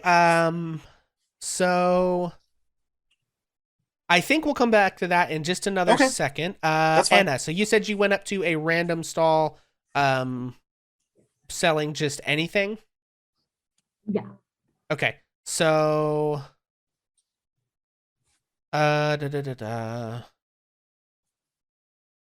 Yeah, okay, so you find a stall that appears to be pretty well stocked with a bunch of just sort of various sundry goods. There's a little bit of like foodstuffs here, but this is clearly not like a farmer's stall. All of the stuff that they have is like it's not raw materials. It's been sort of cooked or processed. So you might find like noodles or pasta things. You might find sauces or jellies or jams. But you also would find like simple tools or string and rope. It's just like a general assortment of various different things. And you see a woman in the stall. Hang on one second. Okay. While I send you guys the handout of who it is that you see. Bloop. Yeah, so you see a woman in sort of a purple blouse. Actually, it looks a little bit similar to Enna's, I think. But Yeah. hers is purple. She's got kind of a tan skirt. And she is manning the stall. And so she sees you come up, Enna. And what do you do? I just want to say hello. You have a very nice little stall here. Oh, thank you. What's your name? Oh, my name is Belle. I work at the general store, but it's market day, so we have our stall today. Oh, well, it's quite cute. Oh, well, thank you very much. Is there anything I can help you with, miss? What kind of tools do you have? Oh, well, we have a few things here, but we can probably get you anything that you might need. Most of what we sell is, farming equipment and things like that, but we keep plenty of things around. Well, I'm not really a farmer. You didn't really look like one, so. Thank you. Are you? I mean, you must be new here. Yes. What's I mean, did you hear how great our stall was and just came to see, or are you in town for some other reason? I'm in town with a couple friends. We're just kind of moseying around. Moseying to Gravesford. We're not exactly a site of moseying pilgrimage, if you will. Not many. We don't have a big tourism industry here. Oh, well, we kind of just came across here. We're actually like doing something for somebody. It's like no big deal. And I was like very nervous. I see. I see. Well, do you all have a place you're staying, or?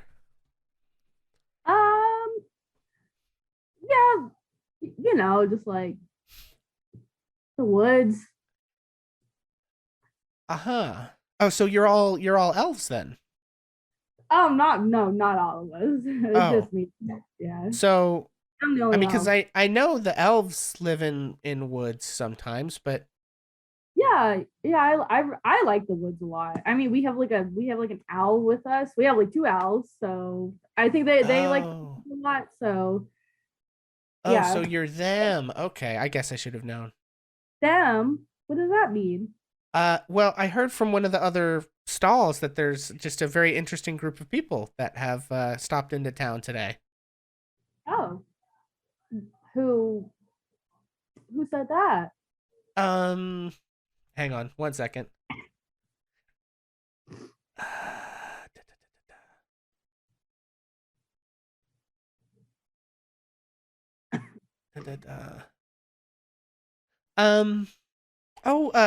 Morgaus the carpenter told us. She's over at the stall, kind of on the way into town.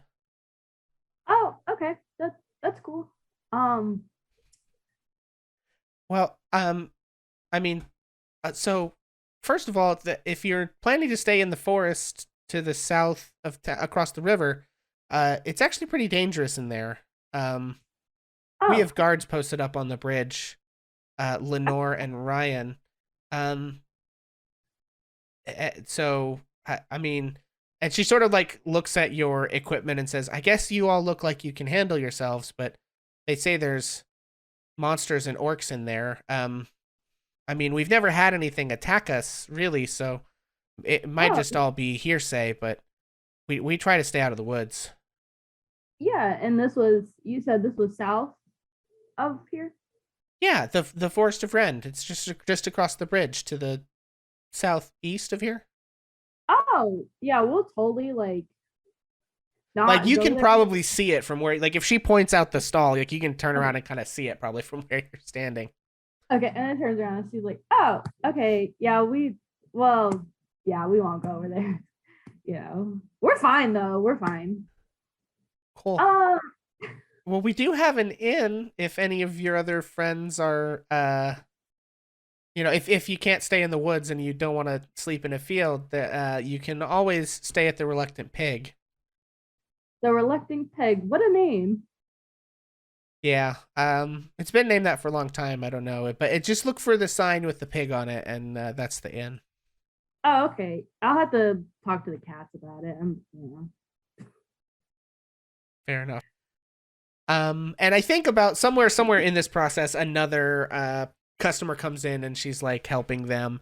Is there anything else that you do in this interaction with Belle? I'm gonna buy some rope. Buy some rope. Okay, excellent. What type of rope do you want? There are a couple of different kinds. You can buy hempen rope, which is rougher and cheaper. It's about 1 gold piece per 50 feet. Or you can buy silk rope, which is much more expensive, but is not as like hard on the hands and things like that, right? It's like smoother, finer rope. It's still strong. It's just about the same strength, but it doesn't. It's not as like bristly and painful. Okay. How much is that rope? That rope is 10 gold per 50 feet. Okay, I'll do 100 feet of the silk rope. Okay, yeah. That'll set you back 20 gold. Cool. All right. I'm going to take Stinky to the stables. Okay, cool. Yeah, so Belle is very excited at you spending so much gold in her shop. The silk rope is very fine and pretty expensive stuff, and she's quite happy that you bought it. And then, yeah, so while this is happening, it looks like Silas is headed to the stables. Soren. So, yes, that's right. Soren is headed to the stables. Sorry. So, yeah, you make your way to that over there. Is there anything in particular that you like? So, okay, let's set the scene. It's a pretty standard stables. There's a few horses sort of tied up in stalls. You guys probably get here somewhat late-ish in the day, not like dinner time yet, sort of mid-afternoon to later afternoon.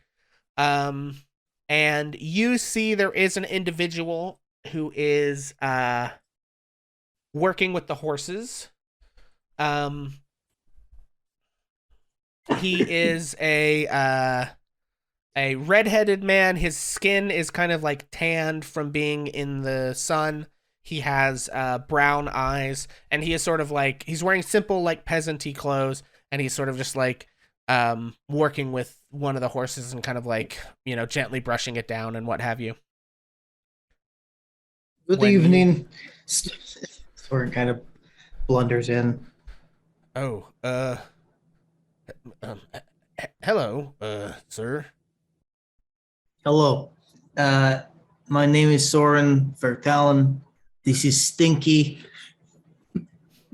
And if possible, could you stable this horse for a day? Maybe longer, depending. Well, let me take a look at her. And the individual sort of goes over and begins to hang on one second. I actually want to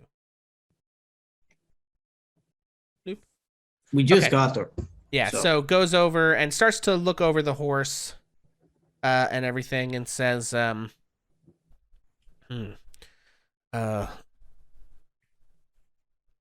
this horse is in pretty fine shape. Good to know. A lot of folks ride a horse a little too hard these days. Yeah, He's a rescue. I think we've got room. A rescue, you say? that sounds like a story.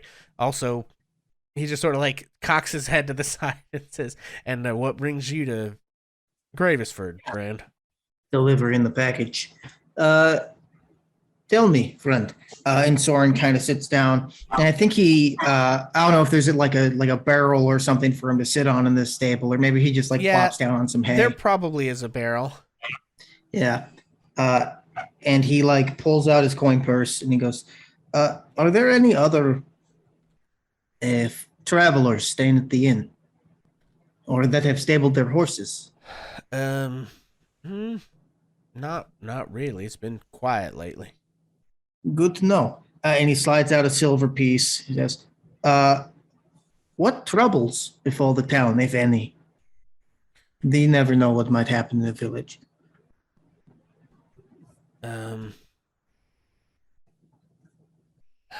Well, things have been all shook up at Bedigar Keep. I'm sure you heard about what happened to the old Baron. Yes. The overthrow. Yeah, so, Lord Saxton's been, taken over and, well, I don't know, between you and me, ain't none of us all too fond of him here in these parts. Yes. Well, Soren puts another coin out and goes, thank you very much. And who would be the person to talk to in this town for further work, I suppose? For work? Well, I mean, you could talk to Mayor Osric. He might know of something. Of course, you can always go to the Reluctant Pig. They do have a job board posted over there. Sometimes stuff comes in from Bedigar Keep, although it's been, not much lately with all the turmoil. But who knows? Maybe they'll get back around to it. So you could always see Giselle at the pig. And if you're staying in town, they've got rooms there for you as well. Oh, well, I think that's all I have for questions. What is your name? Oh, my name is Ham. I'm the ostler here.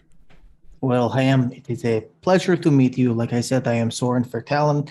Enjoy this. And he puts out a third silver piece for the third question. He goes, and for the horse. And he plops a gold piece on the barrel here and goes, I hope you have a wonderful night. Yeah, take care of her. And his eyes go wide at the gold piece, and he sort of spirits the coins into his gear. May the saints be with you. Excellent. So that's Roz and Perdita and Enna and Soren, Farron and a little bit of Silas. Let's grab Farron, and then we'll come back to Silas's wish to investigate Pinna. Farron, what do you do in town? It seems like you guys hit the market and just kind of like, Silas says, let me take care of it, and then everybody scatters. So what does Farron do?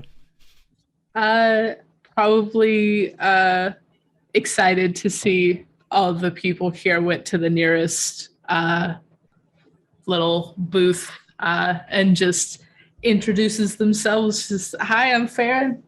How are you? How are you doing today? Excellent. So you see this is the nearest booth probably to the entrance.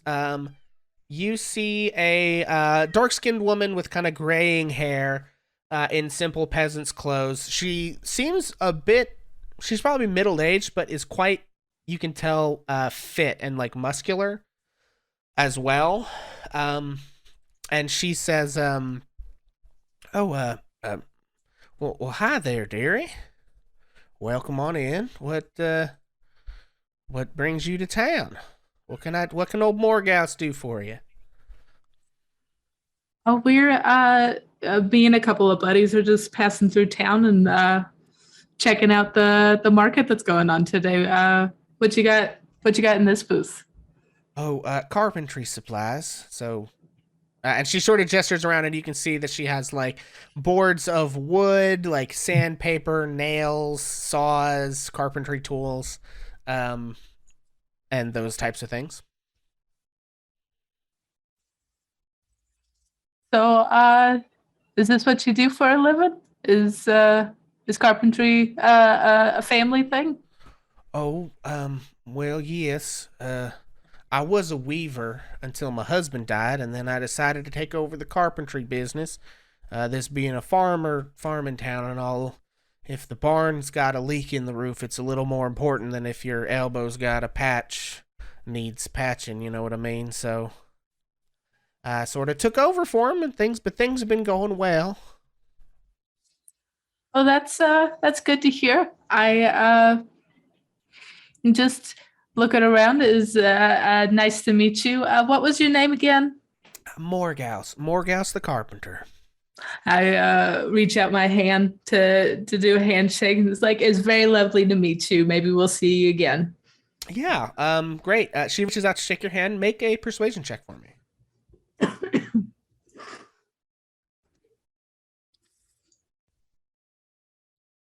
Yeah, she sort of like, she seems impressed with your, just demeanor in general, and kind of gives you like a smile and a nod, and says, well, I mean, I can't imagine travelers like yourself would have a whole lot of need for carpentry supplies, but you let me know if there's anything I can do for you, honey. Today. No. I'm sorry, what now? Absolutely. You have a wonderful day. And I think I probably go over to Anna, because I know that Perdita and Ross have done their thing and kind of left, and Soren's also left. So I feel like I'll move over and see what Anna's doing. Okay, great. So you move over towards where Anna is, and we will go back and pick up Silas. So Silas, you had determined that Pinna's stall was empty, and it had this note on it, and she says she is out playing, and you wanted to try to figure out what the deal was with that. How would you like to do so? I mean, I guess I could ask around and see if they've seen, because it said look for the hat, right? Yes, look for the hat. I'll just post the exact text of the note into chat here. Okay. I guess I'd like to go to the adjacent stall, or somebody close by, and just ask, hey, I'm actually looking for the person who runs this one. Have you seen a young wizard around? Gotcha. Excellent. Yeah. So you head over to the next stall over, and you find the next stall over, I think, is a probably a farming like food stall kind of thing. So you see a older woman, graying hair, sort of like plump matronly cheeks, in again simple peasant garb, who is sitting there in the stall, and she says, "Oh, hello, dearie." Silas kind of does a little bow of respect, and he says, hi, I'm looking for Pinna. I think she runs this stall next door. Would you happen to know where she's been lately? Oh, Pinna, we just love her to death, but well, she'll set up a stall for market day, but sometimes she don't have too much to sell, so she a lot of times she just runs and plays with the children in the town. She's not quite exactly a child herself, but she's pretty young and still gets some entertainment horsing around with the youngins. What's around her stall? Anything interesting? Her stall basically is pretty bare bones. Like the art and design on like the cloth that hangs over the stall and the sign that just say like Pinna's are very like wizardy. Like there's a lot of swirls and stars and things like that. Yeah, so it's obvious that she's. Yeah, go ahead. So it's obvious she's like a little arcane user. So I look to Helena, and I just go. I pull out a little pipe, and I go, I'm a little bit of a magic practitioner myself, and he lights it with some prestidigitation and takes a smoke, and he says, I'm actually looking to buy something from her, and the sooner I can get in contact with her, the better. Oh, I see. Well, Yeah, just she sort of points off towards a nearby field and says, why don't you try the field over there? And I think it's like the field that's between the market and some of these other buildings. Okay. That's slightly obscured by some of the stalls, but So Silas kind of turns around. He goes, "Guys, I think I." All right, and just starts heading there himself, Yep. all alone. Excellent. Yeah, so everyone else has yeeted. You probably come out of her stall about the same time that Farron comes out of Morgaus's stall. But at this point, I think, because we're kind of skipping around in time here, I think Enna is probably still in Bell's stall, and Roz and Perdita are still gathering food. And Soren is all the way over at... Actually, here's what I'm going to do, guys. I'm going to put individual tokens on here so we can keep track of you, friends. So Soren is at the stables. Yeet. Farron and Enna... So Enna's in one of the stalls. Farron's in the middle of the market. Silas, you come out, like I said, about the same time as Farron. And then Perdita and Roz are, I think by this point, still in one of the other stalls, but about to go probably sit down and eat there, or well, Perdita's about to go sit down and eat. I don't know what Roz does at that point. But what? Silas, you are headed for this field over here. So I think after gathering foodstuffs, Roz actually wants to find Silas to figure out after this job, after they've successfully delivered the package, where Roz can pick up her next job. Okay. Yeah, so and I think Roz, I don't think that you're going to be done in time to catch Silas. So Silas, I think unless you grab Farron on the way, and Farron was headed for Enna, you will be headed to the field alone, which is fine. There's no... I can see them, right? Yeah, you can see, I think you and Farron come out of your two separate stalls at about the same time. But meanwhile... Can I see Enna too in her stall? Looking at these things, yeah, I don't think they're like enclosed. I think it's pretty open. So you probably can just sort of look around and see if everyone... It's not super far across these... stalls or anything, so I'll just meet Farron in the middle and tell her I believe I have found the person we're looking for. She's this way. I can go meet her alone if you want, but I wanted to let you know where I was going. I don't feel like it'd be right for you to do that alone. Let me tag along. Okay. And he does that, and as she comes, he points at Enna and casts message, and Enna hears in her head, "Hi, this is Silas. We're going to a field, and then northeast of the market. Meet us there when you're done." Enna nods and she goes, "Okay." Yeah. So meanwhile, Enna is stuttering her way through the conversation with Belle, and hears that in her head as more distraction.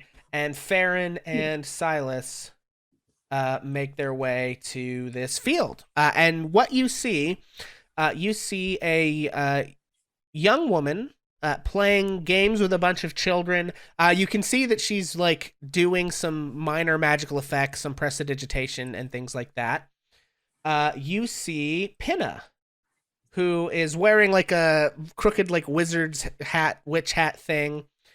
She has dark skin. She has kind of like red curly hair, green eyes, and she's creating like sparks and smoke effects, and like the kids are running around and giggling, and they're like sometimes she'll create like a little mote of light and the kids will chase it, and whoever gets it is like it, and then they're playing tag. It's like it's morphing into a bunch of different games as she plays with a bunch of the village children.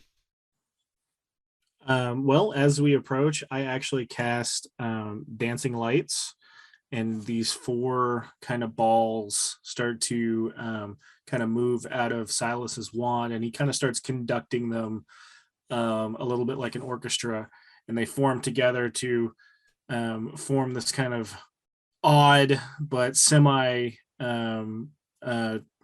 bright form of a human, and he just starts kind of dancing with some of the children as the dancing lights kind of start moving around. Gotcha. Yeah. This is gonna be odd, but roll me an Arcana check with your charisma score. Oh, okay. So roll and use if you're proficient in Arcana. So add your proficiency bonus, but use your charisma modifier. Okay. So just charisma +3. Yes. Okay. This will be a 10. 10. Okay. Yeah. So 10 is fine. It's not like a hard DC to entertain children with flashing lights, right? Yeah, so they seem very excited about this, and they start running around. And she sort of looks at you, and as the kids are playing around, Pinna comes up to you and says, hello there, fellow mage, I see. I believe we have a friend in common. If I can remember his fucking name, and he says, Tace actually sent us to find you. Oh, wonderful! Tace sent you. Oh, that dear old man. And he kind of says, "This is my friend Farron, my accomplice, and we have a few others in town. I'm sure you'll meet them eventually." And she sort of smiles at you, Farron, and says, "Hello." Hello. We're here to deliver a package, although my friends kind of took off in the rambunctiousness of the town. I don't have it on me, unfortunately, but I believe Soren and Stinky have the package at the moment. So you have a friend named Stinky?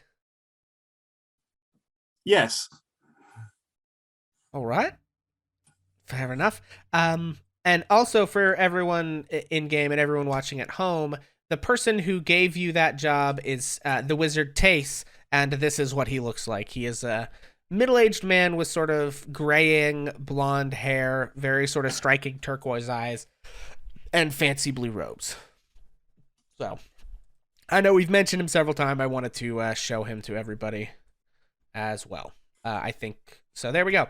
And she says, "Oh, well, great. Well, he's been promising to send me supplies for a while now. So that's great news. Do you all have a place to stay?" And he kind of looks at Farron and says, "I think not currently, unless you gain some sort of lodging." I just ran into a very lovely carpenter, but I didn't find a place to stay. Oh, and I butt in, and she goes, "There's a place called the Relative Pig." Oh, hello! You've just come up to us, haven't you? Hi. Oh, hi. I'm Pinna. I'm Anna. Yes, right. The Reluctant Pig is the inn in town. I'm friends with the wait maid Brecca, but they're lovely people. He says, "Well, yeah, maybe we should bed down there for the night. How soon do you need this package, and how interested are you in selling your wares? I happen to be an arcane practitioner myself, and I'm always looking to learn more stuff." Oh, I see. Well, I'm only just sort of a village hedge mage, but I'm happy to show you what I have. Come along. Actually, my lodge is not too far from here. And her place is basically right back here. Oh, there we go. And she's willing to take any of you that want to go. And she says, "Yeah, I also am very excited to meet any other practitioners. Mostly, I've interacted with Tace. As you can imagine, out here in the countryside, there's not a lot of fellows of our nature, so it's always nice to talk shop." Yeah, believe me, where I'm from, not a whole lot of people are into the arcane. I will go ahead and kind of sit down for a second and concentrate. And and 10 minutes go by, and I'll cast Detect Magic. Okay. So you just like start doing ritual magic in the middle of this conversation. She like cocks her head and goes, okay, all right. Yeah. Fair enough. And you're doing this like in her shop? Yeah, I'll have a conversation with her while it's happening. Just be like, yeah, just ignore this. It's fine. Yeah, I mean, so you detect that there are a few like magical potions. And her arcane focus, which is a crystal on her necklace, has a little bit of magic, as any arcane focus would, just sort of a little bit of inherent magic to it. And then she has a handful of potions, but there aren't really, as you look around this place, like you've been inside like a couple of wizards' towers at this point. She has a very like, it's much lower level magic. She like just you analyzing her one practitioner to another can tell that like she's maybe about like a third level wizard, so she has access to like a you can see the components of like a few second level spells that you might know and things like that. But you're definitely a more advanced user than she is. He kind of looks at her crystal and he says, I used to use one of those, but I gotta say the wand is so much easier. If you can find one, you got to pick it up. Oh, I see. Well, I think each, Taste uses a staff. I think it's more the implement is kind of whatever you connect with, That's fair. This is very sentimental to me. Do you have any old books kicking around I could maybe take off your hands? I mean, I have a few of the things that Taste gave to me. I don't know that there's any I'm willing to part with, but if I happen to have any spells you aren't familiar with, you'd be welcome to try and copy them out. Oh, it I'd would be happy cost to. some, gold of course, for the materials and things, but yeah, and I'd be happy to look at what she's got. Okay, yeah. So it'll take the typical spell rules apply. Right, which is that it's an hour per spell level and 50 gold, I think, per spell level in terms of the materials. She knows 4 first level spells and 2 second level spells. Okay. She knows Color Spray, Silent Image, Identify, and Magic Missile. I got all those. Okay. And she knows Blur and Web. Okay, I'd be interested in Silent Image. Okay. Let me review the wizard rules and how long I think it would take like an hour and 50 gold to copy a spell. That sounds right. And the 50 gold is for the like magical inks and stuff that it takes to inscribe it in your book. To make it right. Yeah. I tell her, hold on to that Silent Image spell. I am interested in it. I'm gonna have to pick up some more cash on the way, but otherwise, thank you for showing me around. Maybe I should go get Soren, and we'll just officially deliver your goods. Oh, yeah, excellent, thank you.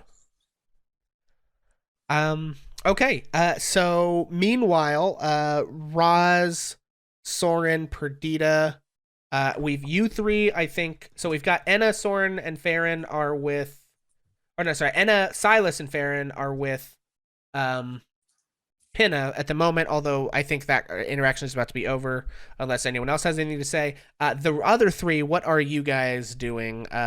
Perdita, you probably have had enough time to eat your food now and everything. And Roz, you said you were looking for Silas.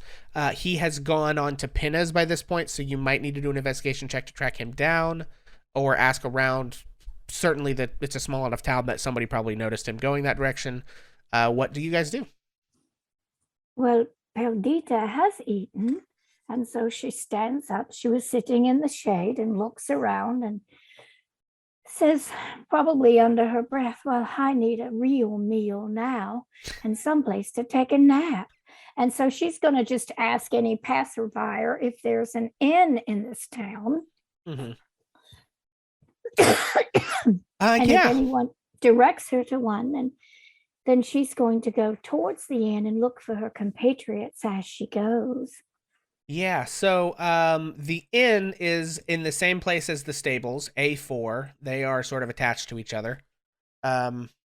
So that's the way to the Reluctant Pig. Any passerby would be happy to point you that way. For Perdita. And you might, if Soren is coming back to the square, you might run into Soren on the way. Yeah, they might pass each other as they're. Soren, I'm absolutely starving to death and must have a meal and a nap. They've told me that there's an inn down around the corner, and well, I'm going to go there and see if we can get some food and maybe a place to stay, right? Because we have to deliver this package, and then I don't know what we do. Roz emerges from the shadows behind the two of them. Yes, and I have heard that is where we can find additional work after our package is delivered. It's very good. Yes, me and the stable hand talked about it for a moment. Great. Oh, did he say he had work? The stable hand doesn't, but the barkeep might, and if not the barkeep, then the mayor. Was there somebody we're supposed to find who gives that package to? Do we? Yes, Pina. Taste talked about her. Do you know where she is? I don't. I had to rest a minute. I was so tired, and I had just a little snack, but it made me even hungrier. Oh, I have the package.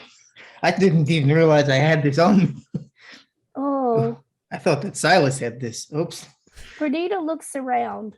Does she see Penna's shop or anything? Anyone? She's looking now. Yeah, so it would not really require an investigation check at this point to notice Pinna's empty stall because it's got like a sign on it that says Pinna's, and it's like all in fancy script with like stars and stuff on it. And you see the same sign as everyone else that says outplaying, find me, look for the hat, otherwise visit the shop after market. Well, let's go see if we can find this hat, whatever it is. And Perdita's going to go looking for the hat instead of the inn. Okay.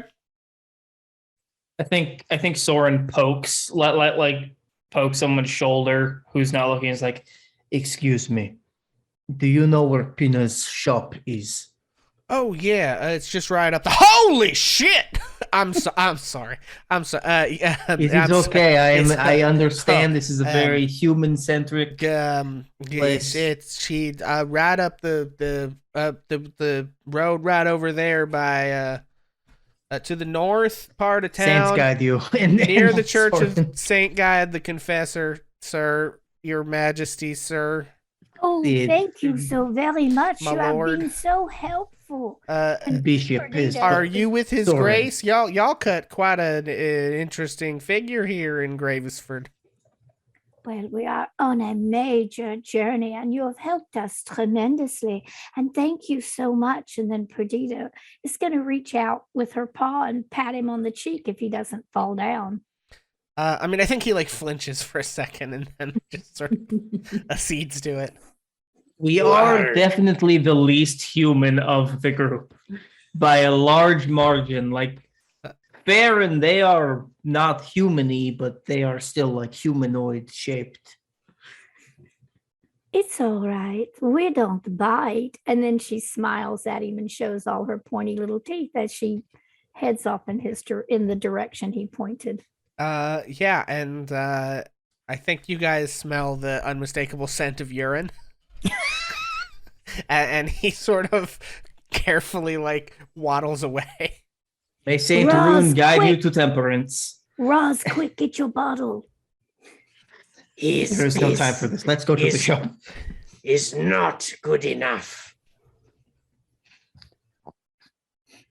Okay, so yeah, I think we'll go ahead and say the rest of you guys come upon, just as the interaction is kind of ending, you guys the rest of you meet up. It's like some of you are exiting Pinna's shop as the rest of you are approaching it. Hello. And you all sort of meet like right at the front door of Pinna's shop.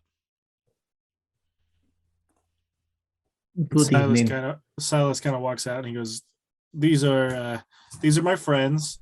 Soren, of course, and he points to the owl. Farah and Anna, this is Perdita and this is Stinky. And he points to Roz. Hello, I love your hat. It is very charmant. Oh, why, thank you. So what are all your names again? It's a little hard to catch. You're certainly an interesting bunch. I am Perdita, and happy to make your acquaintance. And she sort of like, I guess, holds out a hand and kind of like curtsies. Awkwardly. Perdita would certainly shake a paw. And I am Raz Hiskers, avatar of Hercules. Right. Well, nice to meet you, Roz. She sort of holds the hand out again. Bishop Soren Fertalin of the Legomine Catechism. But please, just call me Soren. Oh, and Soren extends out a feathery hand. Oh, okay. A priest. You might want to make the acquaintance of Father Beldrone at some point. But nice to meet you. I'm sure I would. I have something for. Are you Pina? Yes, I'm Pina. I have something for you. And he takes out the package. It says, from Tis. Oh, excellent. And she sort of like rubs her hands together and takes the package. Oh, thank you so much. Of course. I was wondering when I was ever going to see it, what roads being what they are these days. I know you had some difficulty. Oh, the roads are fine. It is your murderous bandits who you have yet to quell on the roads. Right. Yes, that is what I meant. Sort of a figure of speech, but yeah. Silas just says, "Don't mind Stinky. They're a little extra." Just out of curiosity, what did Taste send you? If you don't mind us asking, we've been holding on to it for a while, but we kind of didn't know what it was. Yeah, hang on. I have to actually look up what's in this package. Oh, okay. Stand by. Oh no. Carrot cake. No. Yeah. Some very late birthday. Is it catnip? Yeah, so it's basically just some arcane supplies that it seems like she can't get locally and has to source from Bedegar. So it's like some spell components, probably a little bit more of the arcane ink that she needs to like transcribe things. Things like like fireflies harvested on the full moon of the, whatever, the equinox, or like just arcane herbs and things, yada yada yada. I have nude. Like all that junk, yep. What's in the box, yeah. And so she begins to like open it and start to put things in jars on the shelves, and her little hut is like not really hut, her lodge, I guess it is like a little 1-bedroom spot, and it's got like a lot of alchemy and apothecary supplies, and it's just sort of filled with like, smelling herbs and weird stuff in jars. None of it like sinister, but it's all just like these, wizard and witchly components.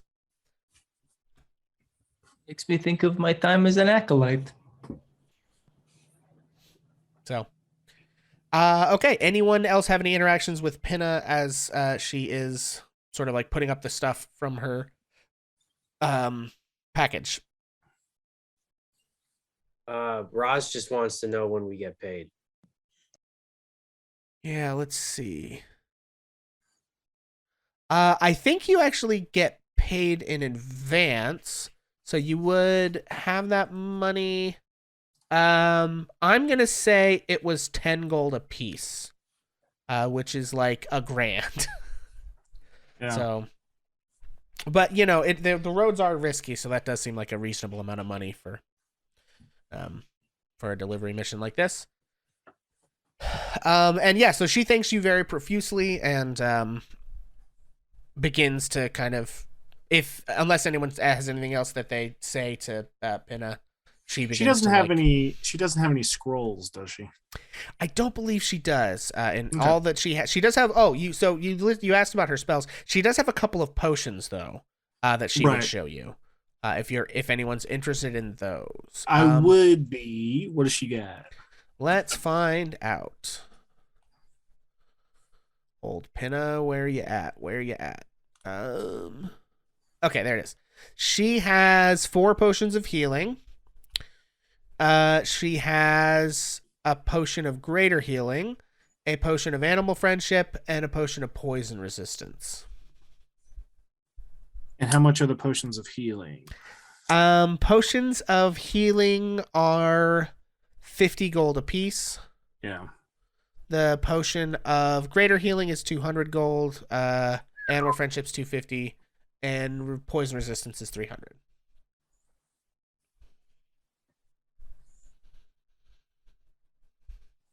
Well, What you is know. the average like net worth of villagers here? Because it seems like these are pretty expensive. I'm not saying that, like, I'm not doubting your business practices. This is just. Right. Well, Can people here afford these, or are these more for people like us, like travelers? Yeah. So the farmers can afford one if they, really need it, but I do have to source a lot of these ingredients from Bedegar, and the magic is expensive to cast, so they're as cheap as I can make them. If somebody had a cheaper way to make them, we'd be doing it. But Of course, this is just a curiosity. I was just wondering how the economics of this town work. right, well, Well, given the part of the world we're in, I may absolutely starve to death if I don't get some dinner. So I think, dear Penna, that I will buy one of your healing potions, please. Not the greater, but one of the regular. I will take one if it is all right. oh, I mean, when I say they're for sale, that means it's all right to sell. Well, then I'm going to give you this 50 gold, and she pulls it out and hands it over. And I'm going to take this potion of healing, and thank you so very much. We are going to the inn. If you want to meet us later after dinner or whatever, we might chat some more. You're very friendly in your shop. I love what you've done with it. Oh, thank you so much. Very welcome. I need to go get dinner. Is anyone with me?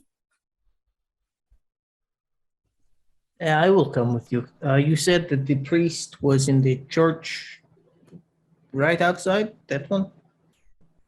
And Soren kind of points. Is it this building here that's the temple? A3 is the Church of Saint Gaiad the Confessor.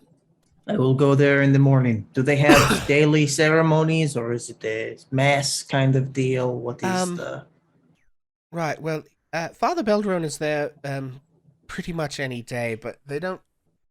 People come and go. They have like a weekly gathering, though. But some folks in town are more devout than others and stop by other times.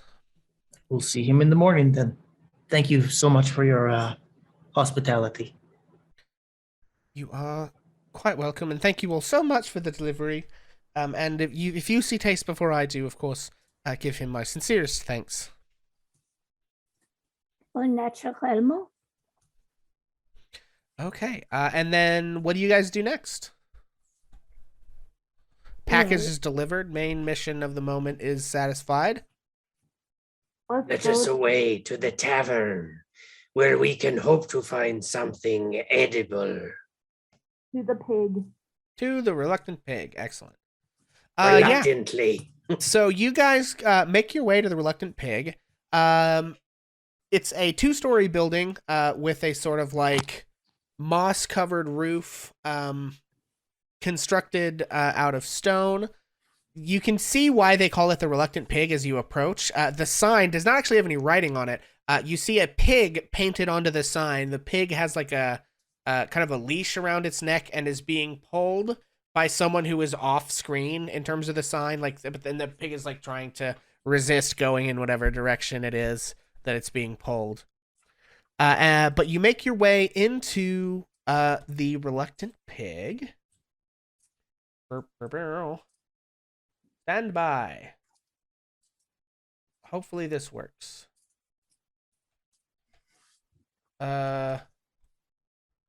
Okay. You probably all looking at a black screen now, right?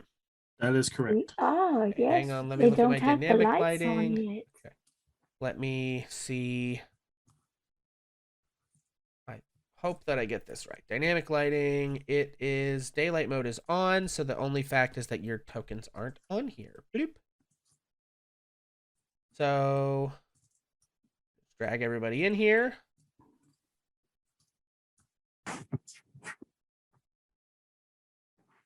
And come on. And you, okay. Can everybody see now? No. You are, Not that's yet, because you're no. all on the wrong layer. I put you on the dynamic layer. That's not going to work. How about now? Yeah. Yeah. Okay, cool. Yep. Yeah, so you guys make your way to the Reluctant Pig. I don't know what any of your like marching order stuff is, so I'm literally just throwing you guys here wherever. And you, I'm gonna take out the front door. Bloop, there you go.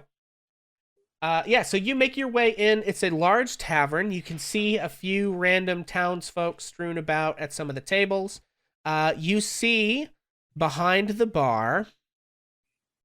Okay, actually, I guess we'll put it this way. The first thing you see upon entering the door is a young woman. She has dark skin, striking yellow eyes, and a sort of pink flopped over undercut. And she is wearing, again, simple peasant's clothes. And she sort of welcomes you in as you all enter. And she says, "Oh, hi everyone. Welcome to the Reluctant Pig. I'm Brecca. I guess, take a seat at the bar or at any of the tables, and I'll be with you in just a second." You see a woman behind the bar, who is currently like putting drinks together and things like that. She has sort of dark brown hair and green eyes and is wearing like a pink dress. She's clearly in like her probably late 30s or so. And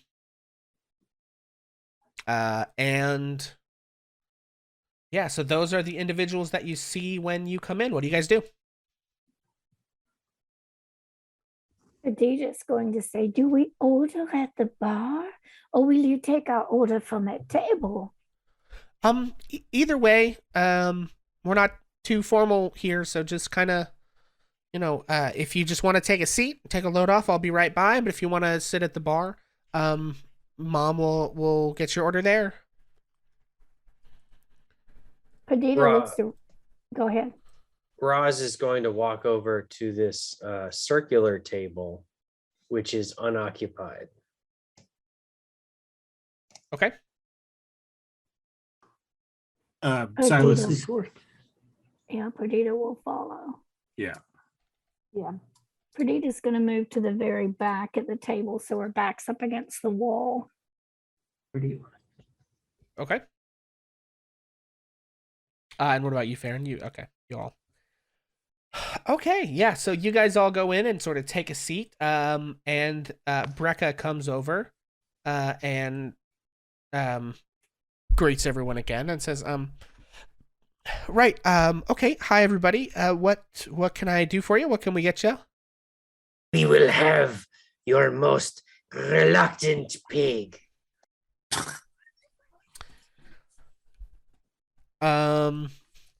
Yeah, she says, Ooh. she says, oh, well, I mean, I guess all the pigs are reluctant to die, so will any pig, we don't really track them that way, you know what I mean? The That's one that struggles the most. We require the strongest pig. Do you Okay. have a dinner plate, dear? Yeah, we have, Dad is making a meal today. Stand by. Ross, it's the name of the place. I don't think it's on the menu. So we have stewed sausage and dried turnips. We have a vegetable stew, or salted lamb with pine nut bread as our menu today. That's what I would like. Thank you very much. No, that was 3 different things. I'm sorry. Do you want all? Well, not necessarily at once, but yes. Okay. So if I you will have the same. So if you don't want it at once, because normally you like order one meal and we like bring it out, but if you're ordering like a lot of should I just bring it out a lot at once, or do you like? Let's start with the lamb. That would be very good. I will do that first. Gotcha. We'll start with the lamb. And so Okay. will she. She'll have the lamb first. Okay. 2 lambs. What about everyone else? Silas chimes in and goes, I'll have a lamb, but just that, and also a really, really tall beer. Okay, that we can do. That is an order I can very easily fulfill. And then he kind of points at Charlotte and he goes, "What's your policy on pets?" Oh, and she looks at the small owl, and she looks at the big owl, and she looks at the small owl, and she looks at the big owl and says, "It's fine. Is he trained?" He goes, if it's an issue, I don't mind. And he just waves his He's hand. my and son. and Charlie just disappears. Oh, My boy. Okay. And I'm pulling your chain. Do y'all know? Just an owl. Do y'all know Pinna by any chance? We do. Quite well. Yes, we all right. do. Okay. Recently acquainted. She is lovely. Great. And she says that you are friends. Yes, we are friends. She Silas recommended says, us to Silas you says, guys. it's just a bit of magic. Don't worry about it. And Charlie appears on her shoulder. Okay. All right. Okay. So 3 orders of lamb, a very large beer. What else? Roz turns to Perdita and says, Well, now I am understanding. They can say pet, but we can't. That makes sense now. We're not going to call our teammates pet, Roz. Yes, it would be the last time I say the P word. All right. I would like some milk, please, to go Okay. with my lamb. Gotcha. And she sort of, I guess, glances over at Soren. I would like the stew, a shot of rye, and a cup of water, please. Okay. So we have lamb, tall ale, lamb, milk, lamb. We don't have any P word. And the vegetable stew with a shot and some water. And she looks at Farron. You said that you had vegetable stew as well. Yes, we do have vegetable stew. That for me, that'll be it. Okay. And then she looks at Enna. I'll just have the vegetable stew as well, and maybe also a beer. Okay, great. So, what side do you want how much beer? Your friend seemed like he needed a lot of beer. Are you are you in need of a lot of beer or just some beer? I think just some is fine. Just some beer. Okay, so I have lamb and a lot of beer, vegetable stew and some beer, vegetable stew, and a shot and water, lamb and milk and lamb. And do you want anything to drink? How fresh is your blood?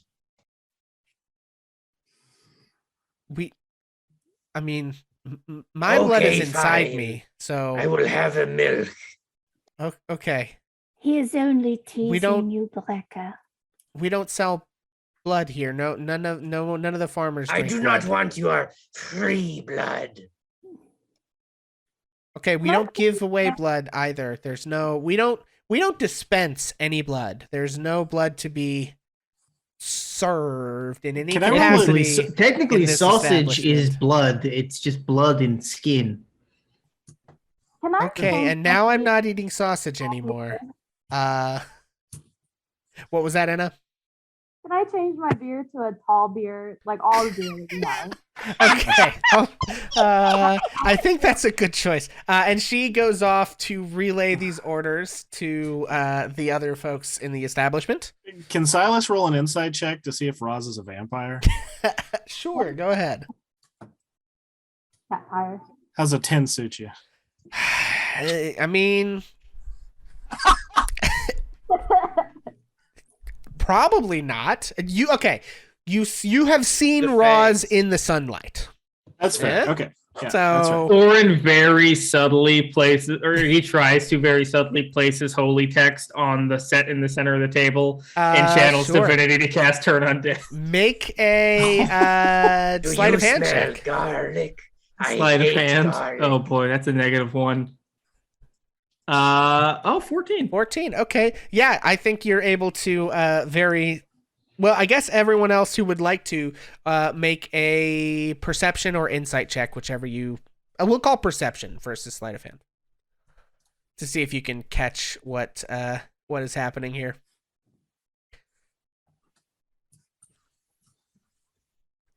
Oh, shit. Nice. Perdido was watching to see if Yeah, the food Farron was and coming. Roz, if you'd please also make perception checks for me. Who? Roz and Farron. Okay, Yeah. so this is Everybody funny. but the cats. Everyone except for the two Tabaxi. Enna, as the other cleric in the group, immediately knows what's up, catches right away what's happening. But everyone else catches it as well. But you use Turn Undead, and no one is forced to flee. So Case, I feel like the prayer itself is very obvious, but maybe he puts it in like a saying grace before a meal. Oh, that's funny. Okay. So yeah, a few minutes pass. Brecca returns with your several giant beers, several milks, a few slabs of lamb, and much vegetable soup, and passes that out amongst everybody. And You're very dexterous at holding these trays. yeah, it's a big tray, and probably both. You are her, a child. Both her and Giselle. She's not that. She's like just on the cusp of being. She's like probably 17, 18. She's like right at that. Okay. She's not on her I own was yet, in but church she's by like- this time. Yeah, and I think Giselle probably comes over as well to help drop off the food. And I think Giselle greets you at this point and says, sorry I didn't get a chance to come say hi sooner. We had some regulars in. I was helping get their drinks. Well, welcome to the Reluctant Pig. My name is Giselle. I'm the proprietress of this establishment. It's nice to meet y'all. Thanks for choosing the only inn in town. Perdita You're does welcome. not- Perdita does not speak because she is already eating her lamb. Obviously you all are travelers here. Are you in need of rooms or? We are, yes. Excellent. Well, we certainly can provide those. So Do for we the all go meals, separate or are we getting together? Oh, so sorry. no, that's all right. So for the meals, it is 1 silver per meal. Those of you getting extra drinks on top of that, it is 6 copper for a large ale, 4 copper for a regular size ale, and as far as the rooms go, I have to look that up in the player's handbook real quick. What about the shot? Oh, there it is. Oh yeah. The shot would be 6 copper as well. And And the milk? the milk comes with the meal. Why, thank you very much. and Merci beaucoup. The the rooms are 8 silver per night per room. Okay. Well, do we want to all get our own rooms separate if you have room for it, or do we want to Well, I shack think up? it depends on the rooms and how Silas. many beds are in them. Let's see. She says, right. Well, speaking of, we have 1, 2, 3, 4. We have 5 standard single rooms. We have 2 double rooms, and we have 3 larger suites. So the single rooms are 8 silver per night. If you're in a double room, it's 8 silver, but two folk can stay in there. And then the larger rooms are 12 silver a night. Can we all sleep in a larger? Well, I guess if you want to sleep on a couch, or in a chair, but the larger, I mean, they've got large beds. Two folk can stay in one bed, and there's a couch and 2 chairs. One big bed. I mean, I don't want to tell y'all your business, but if you think you'd be comfortable, you can cram as many folk into a bed as you like, I guess. If that's how you prefer to operate. For a moment. I have an extremely large wingspan. Just so we all know. If you will give us just a moment, the ladies, we will discuss it. Then I would like to order each of the stews now, please. Oh, okay. Sure. That'll be another, what did I say per meal? Was it? Silver. Yeah, so that'll be 2 silver altogether.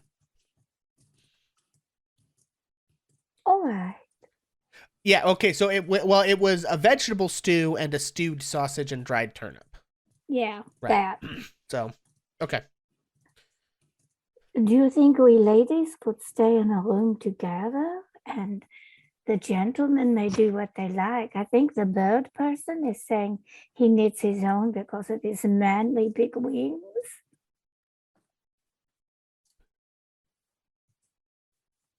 It might not be a bad idea to be together for protection.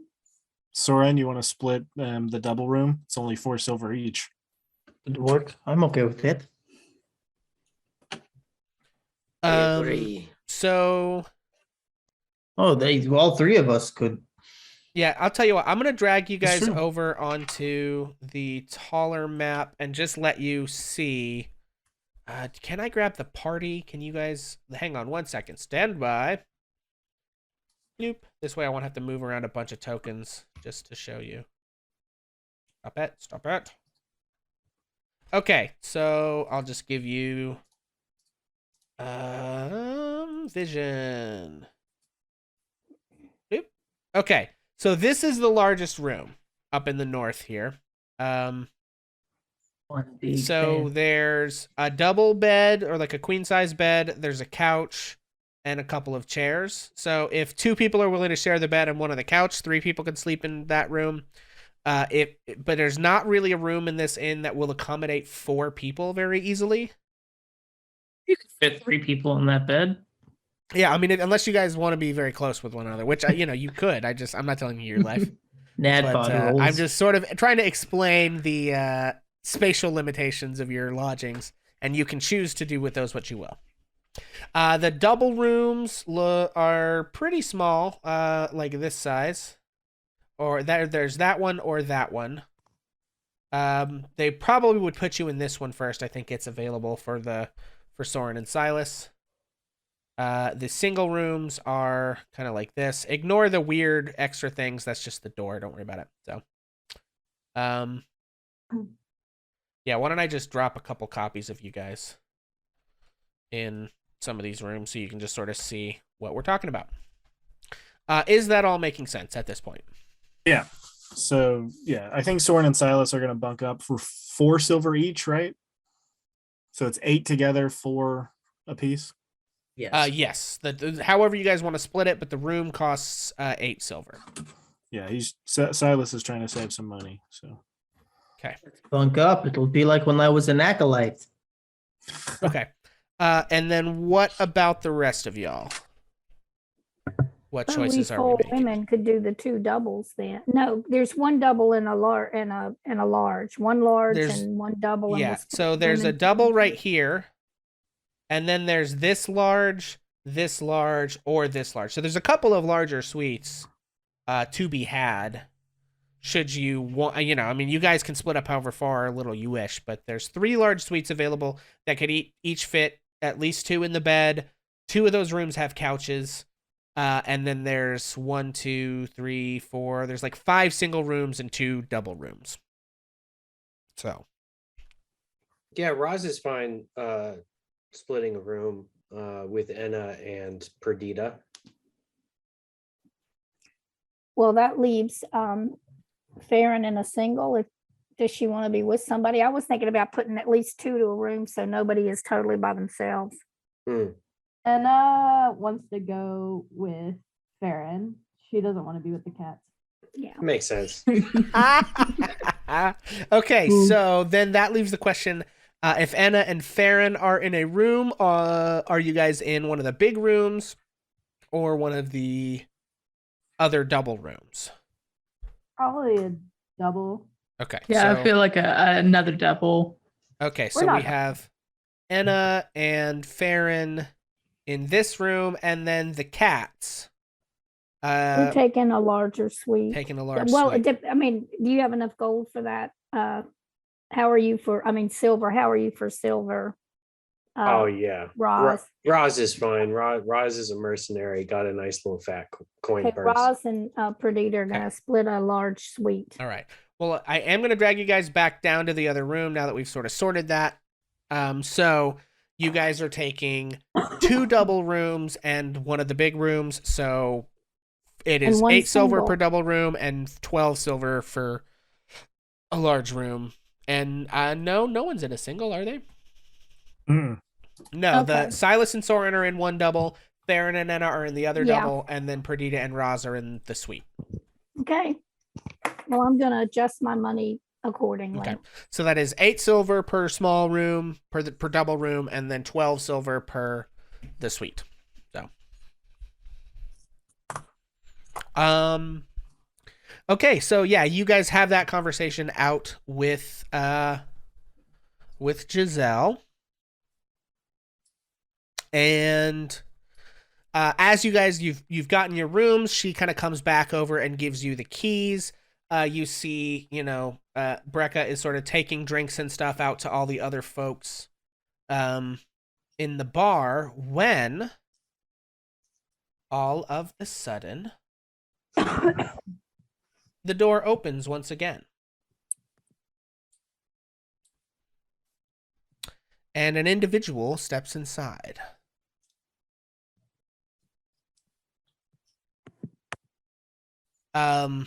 The door is sort of, when I say opens once again, the door is sort of flung open with a crash, and everyone in the bar turns their head to look as a man in heavy armor who is flanked by several other individuals waltzes into the room, into the open door. You can see a cloak hanging over his left shoulder, and his right hand grasps the pommel of his sheathed longsword. He strides in with armored warriors behind him, and a squire comes in and sort of comes around beside and unfurls a scroll of parchment and says, "Behold, Sir Peloton, Knight of 3 Roses, the Star Knight bears a proclamation from your new Lord Saxton, Baron of Bedegar. Your lord demands the head of Bonebreaker Doricor and the White Tusk Orcs, the lawless beasts that slaughtered the Baron Bedegar and his family. The new Baron promises the glory of a knighthood and 500 gold pieces to whosoever brings to him the head of the Orcs' blood chief." Peloton points sharply to the wall of the tavern, where you can see sort of a board up on the wall with various other proclamations and job postings and things like that had been put there. A lot of them look fairly old at this point, dusty, like they haven't been moved in a long time. And you can see he begins to hammer up the proclamation to the board, covering up several previous things.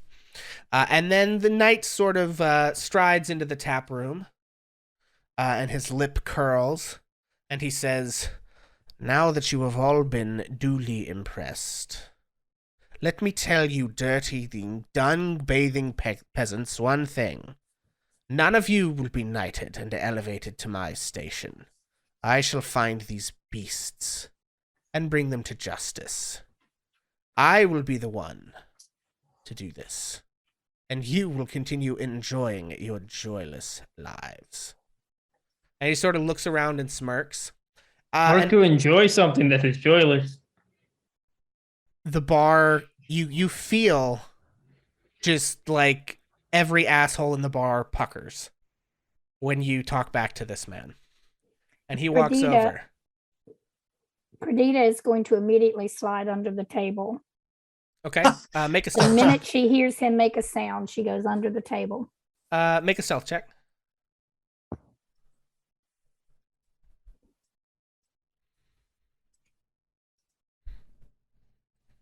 Did it work? Did I hit it?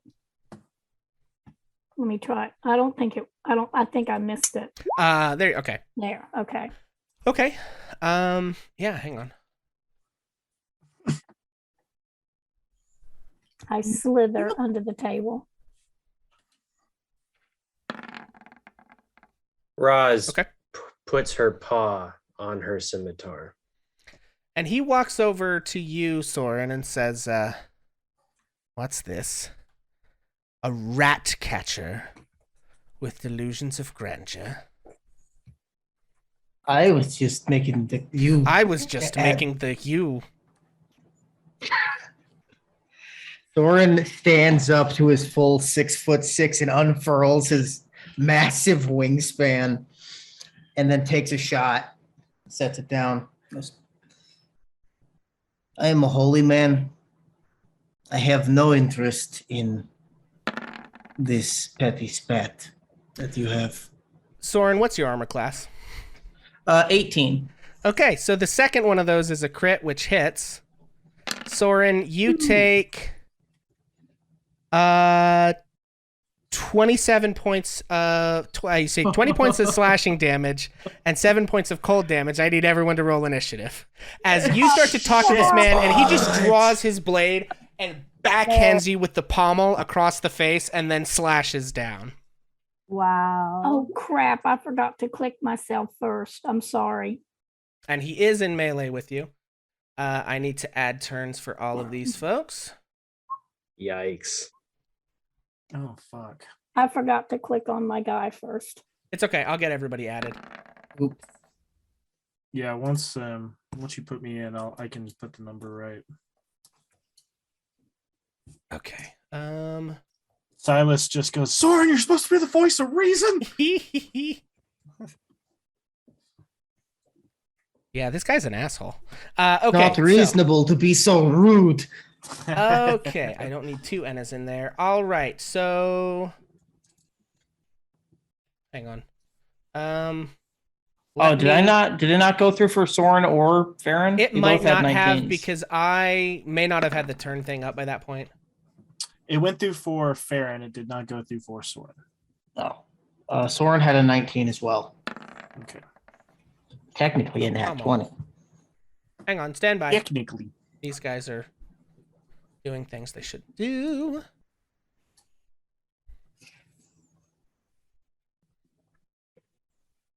Bloop. Okay. Roll 20, everyone. Gotta love it. Okay, so I've got one of those guys selected. We're gonna yeet. We're gonna do all of them at once.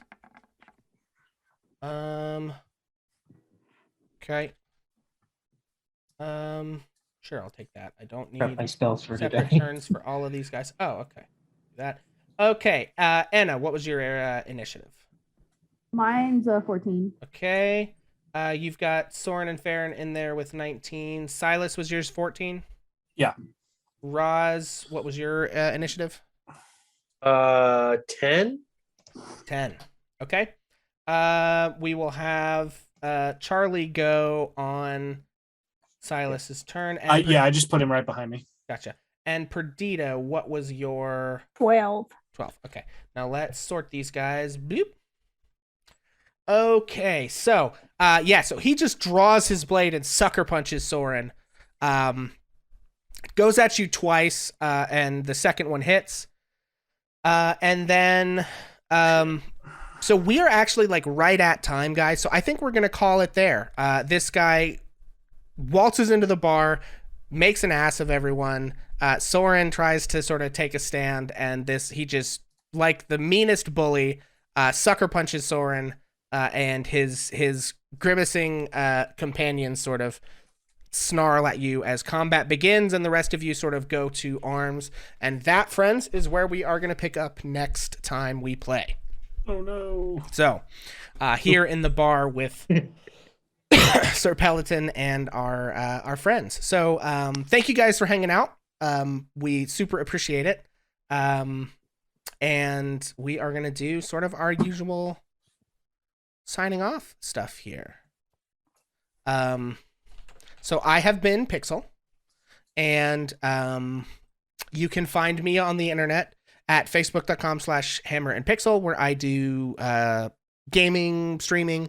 I've been playing Elden Ring, and enjoying the hell out of that game. You can also find me on the Bardic Inspiration Network, which is linked there at the bottom of that socials post. Thank you, Moobot, for that very timely post. You can find us there every other Thursday. You can find this show here on Ages of Ainor every other Friday. And we may be starting up a possible new stream for Ages of Ainor here in the next couple of weeks. So keep an eye out for announcements about that. We're very excited. Things are still sort of in the planning phase, but we will let you know as soon as we're concrete with that stuff. And Trish. I am Trish, and I played Perdita. And why did Perdita go under the table? That didn't seem very brave. Indeed, questions abound. Soren. I mean, Jacob, you're a real human and not a character. Hi, I'm Jacob. I'm a real human and not a character. I play Soren Fairtalon, the cleric who may have made a terrible mistake here. But hey, we'll find out next time. Thanks for coming. Bye. Excellent. Actually, I need to switch these guys around. Sorry, it just occurred to me that I rolled 13 and not whatever that was. Okay. And Kinsey. Hi, I'm Mackenzie. I play Farron Naraf. It's always a pleasure to be here, and hopefully next time we come together, we're going to kick some ass. All right. Excellent. Beast. Hey y'all, I'm Beast. I played Roz Hiskers, the Tabaxi Valor Bard, full of just piss and vinegar. And we'll see if this means another notch or another life lost for Roz next time. Excellent. Jesse. I keep wanting to call all of you your character names at this point because I've been doing it for 3 hours. Jesse, the human, the real person. I'm Jesse with cheeks fully clenched, worried about my buddy Soren, who just got his ass handed to him a little bit. Thanks again. It's always a treat being here. Worried about 2 weeks from now, but ready to go. Excellent. And Enna. I'm Taylor. I play Enna. You are Taylor, a real human and not a character. I'm so sorry. I did it. I just talked about not doing it to 3 different people. I'm sorry. Taylor, the real human, please tell them who you are. Yes, I'm Taylor. I play Enna. I love being here and playing with everybody. It's been awesome. Excited for next week and for Enna to kill more people. I think she has fun with that. Excellent. And our next session will be on March the 25th. So be on the lookout for that. March 25th here at 7 p.m. And one final thing just thank you guys for hanging out with this silly nonsense we do every Friday night. It honestly means every other Friday night. It means more than we can say to have you folks interested in this D&D shenanigans. As always, you can find us on Twitter and Facebook, as well as our Discord if you're interested in becoming a part of our little circle of folks who play tabletop role-playing games and Dungeons and Dragons. And finally, just one last little request from me to you. Until the next time that I see you, do me a favor and just be a little kinder to yourself than you think you deserve, because I promise it still isn't close to being enough. Friends, good night. Thanks, everybody. Bye. Let me tell a tale of a world where heroes walk among us, fighting through the darkness left by monsters and by selfish men. A tale of glory rents asunder, sacrifice and battles lost. Our heroes know not what awaits them, and still they carry on. Let me sing a song of a family forged by trials and woe.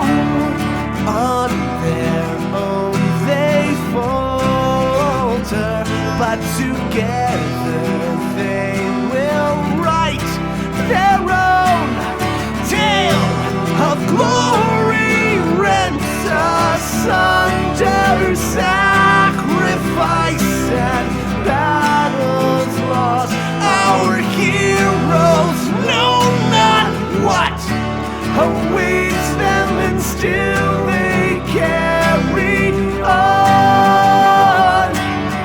What was